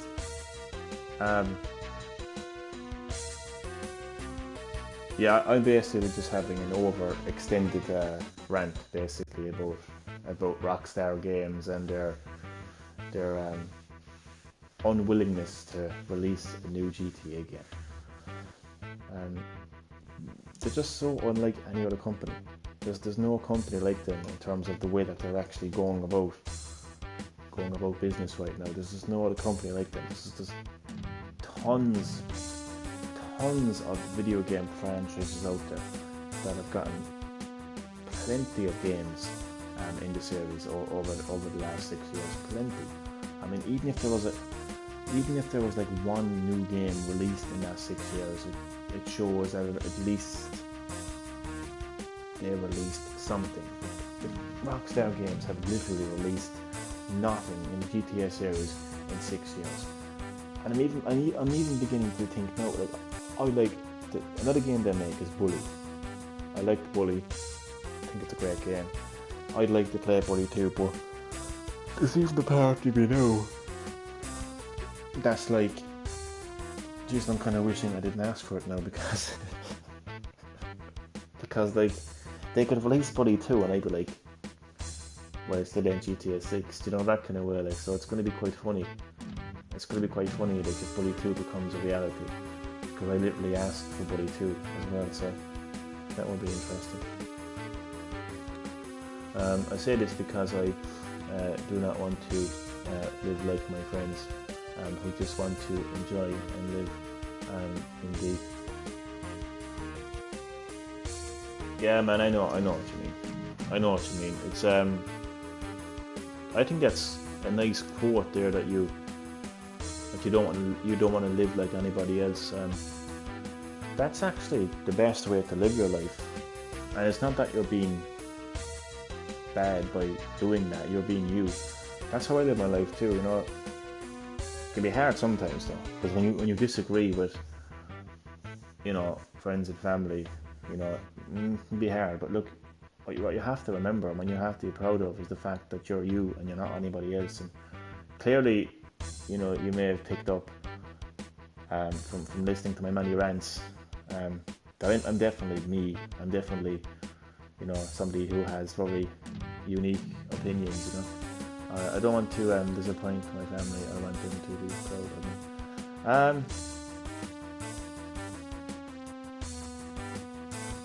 Yeah, I mean, just continue being you, and I don't. The thing is, you should never live your life for other people. You should never live your life to please other people. I would say be you, and they can either choose to be proud of you, and if not, that ain't the fault of yours. To be quite honest with you, I'm not going to get too deep now because it's quite late here. You know, it's like 10 to 2 in the morning. But no, but I'm actually analysing that comment now, and I'm actually just I see what you're saying, and I think it's nice. It's nice of you to live your life like that. But I think more than anything, I think the most important thing in life for all of us is to live life for us, and we do what makes us happy. As long as we're not being complete assholes along the way, like, of course, like, you know. But for instance, I'll give you an example. Let's say you wanted to be a professional wrestler. You wanted to be the next John Cena. You know, you wanted to be a WWE superstar, and that was your passion, and that was your goal and your dream. You wanted to be a professional wrestler, and you go out to your family and you're like, I want to be a professional wrestler, and they're like, no, you're not going to do that. That's not nice, is it? If they say to you, no, make me proud, be a doctor, make me proud, be a police officer, make me proud, be a painter. That's not nice, is it? Because they're telling you who to be, and they're telling you what their expectations of you are, which is kind of not nice. You know, so I think most important is to just be you, and to follow what you want to do, and, you know, hopefully you're supported along the way on that. And this has been one really long live stream, really drawn out live stream. Holy shit! I think I might have to call it a day when it comes to celebrating the Doom 25th anniversary, because it's I don't know. This map is absolutely insane. I don't think I'm ever going to be able to complete it. I don't even think I can change the difficulty. Like, even if I go into options, it won't even let me change the difficulty. It just cheats control. Yeah, I can't even change the difficulty. So, damn. Anyway, I think I'm just going to have to end the live stream now. Get some sleep. Maybe in the morning. Rockstar will say something about GTA 6. Who knows? Anyway, this is the end of this live stream. My latest Doom live stream, celebrating the 25th anniversary of this crazy, insane first-person shooter, Doom. In this live stream, the title of the live stream was a question: will this game break me? I think it has. I think the fact that I've been rambling on for, look, the good part of an hour and a half, I'd say, is proof of that. I think the game has broke me. The map has broke me. Didn't complete the map in this live stream. I honestly don't know if I'll ever be able to complete this map. Honestly. But I'm going to stick to it. I'm going to make a decision. I'm going to stick to it. So, you know, the 25th anniversary of Doom will continue on GreenHerb-Gaming. I want to say thank you to everyone who watched this live stream. you all know who you are. Everybody who checked out this live stream, I appreciate that so much. Whether you are a sub, whether you are a viewer checking out my YouTube channel for the very first time, anyone who watched this live stream, I want to say thank you, and I want to say that I appreciate it so much. And in Ireland right now it is 5:02 a.m. in the morning, so I'm going to say good night / good morning, and whatever part of the world you're from, good afternoon, good evening, good night, good morning, whatever it may be. And so thank you all for watching. Goodbye and good night.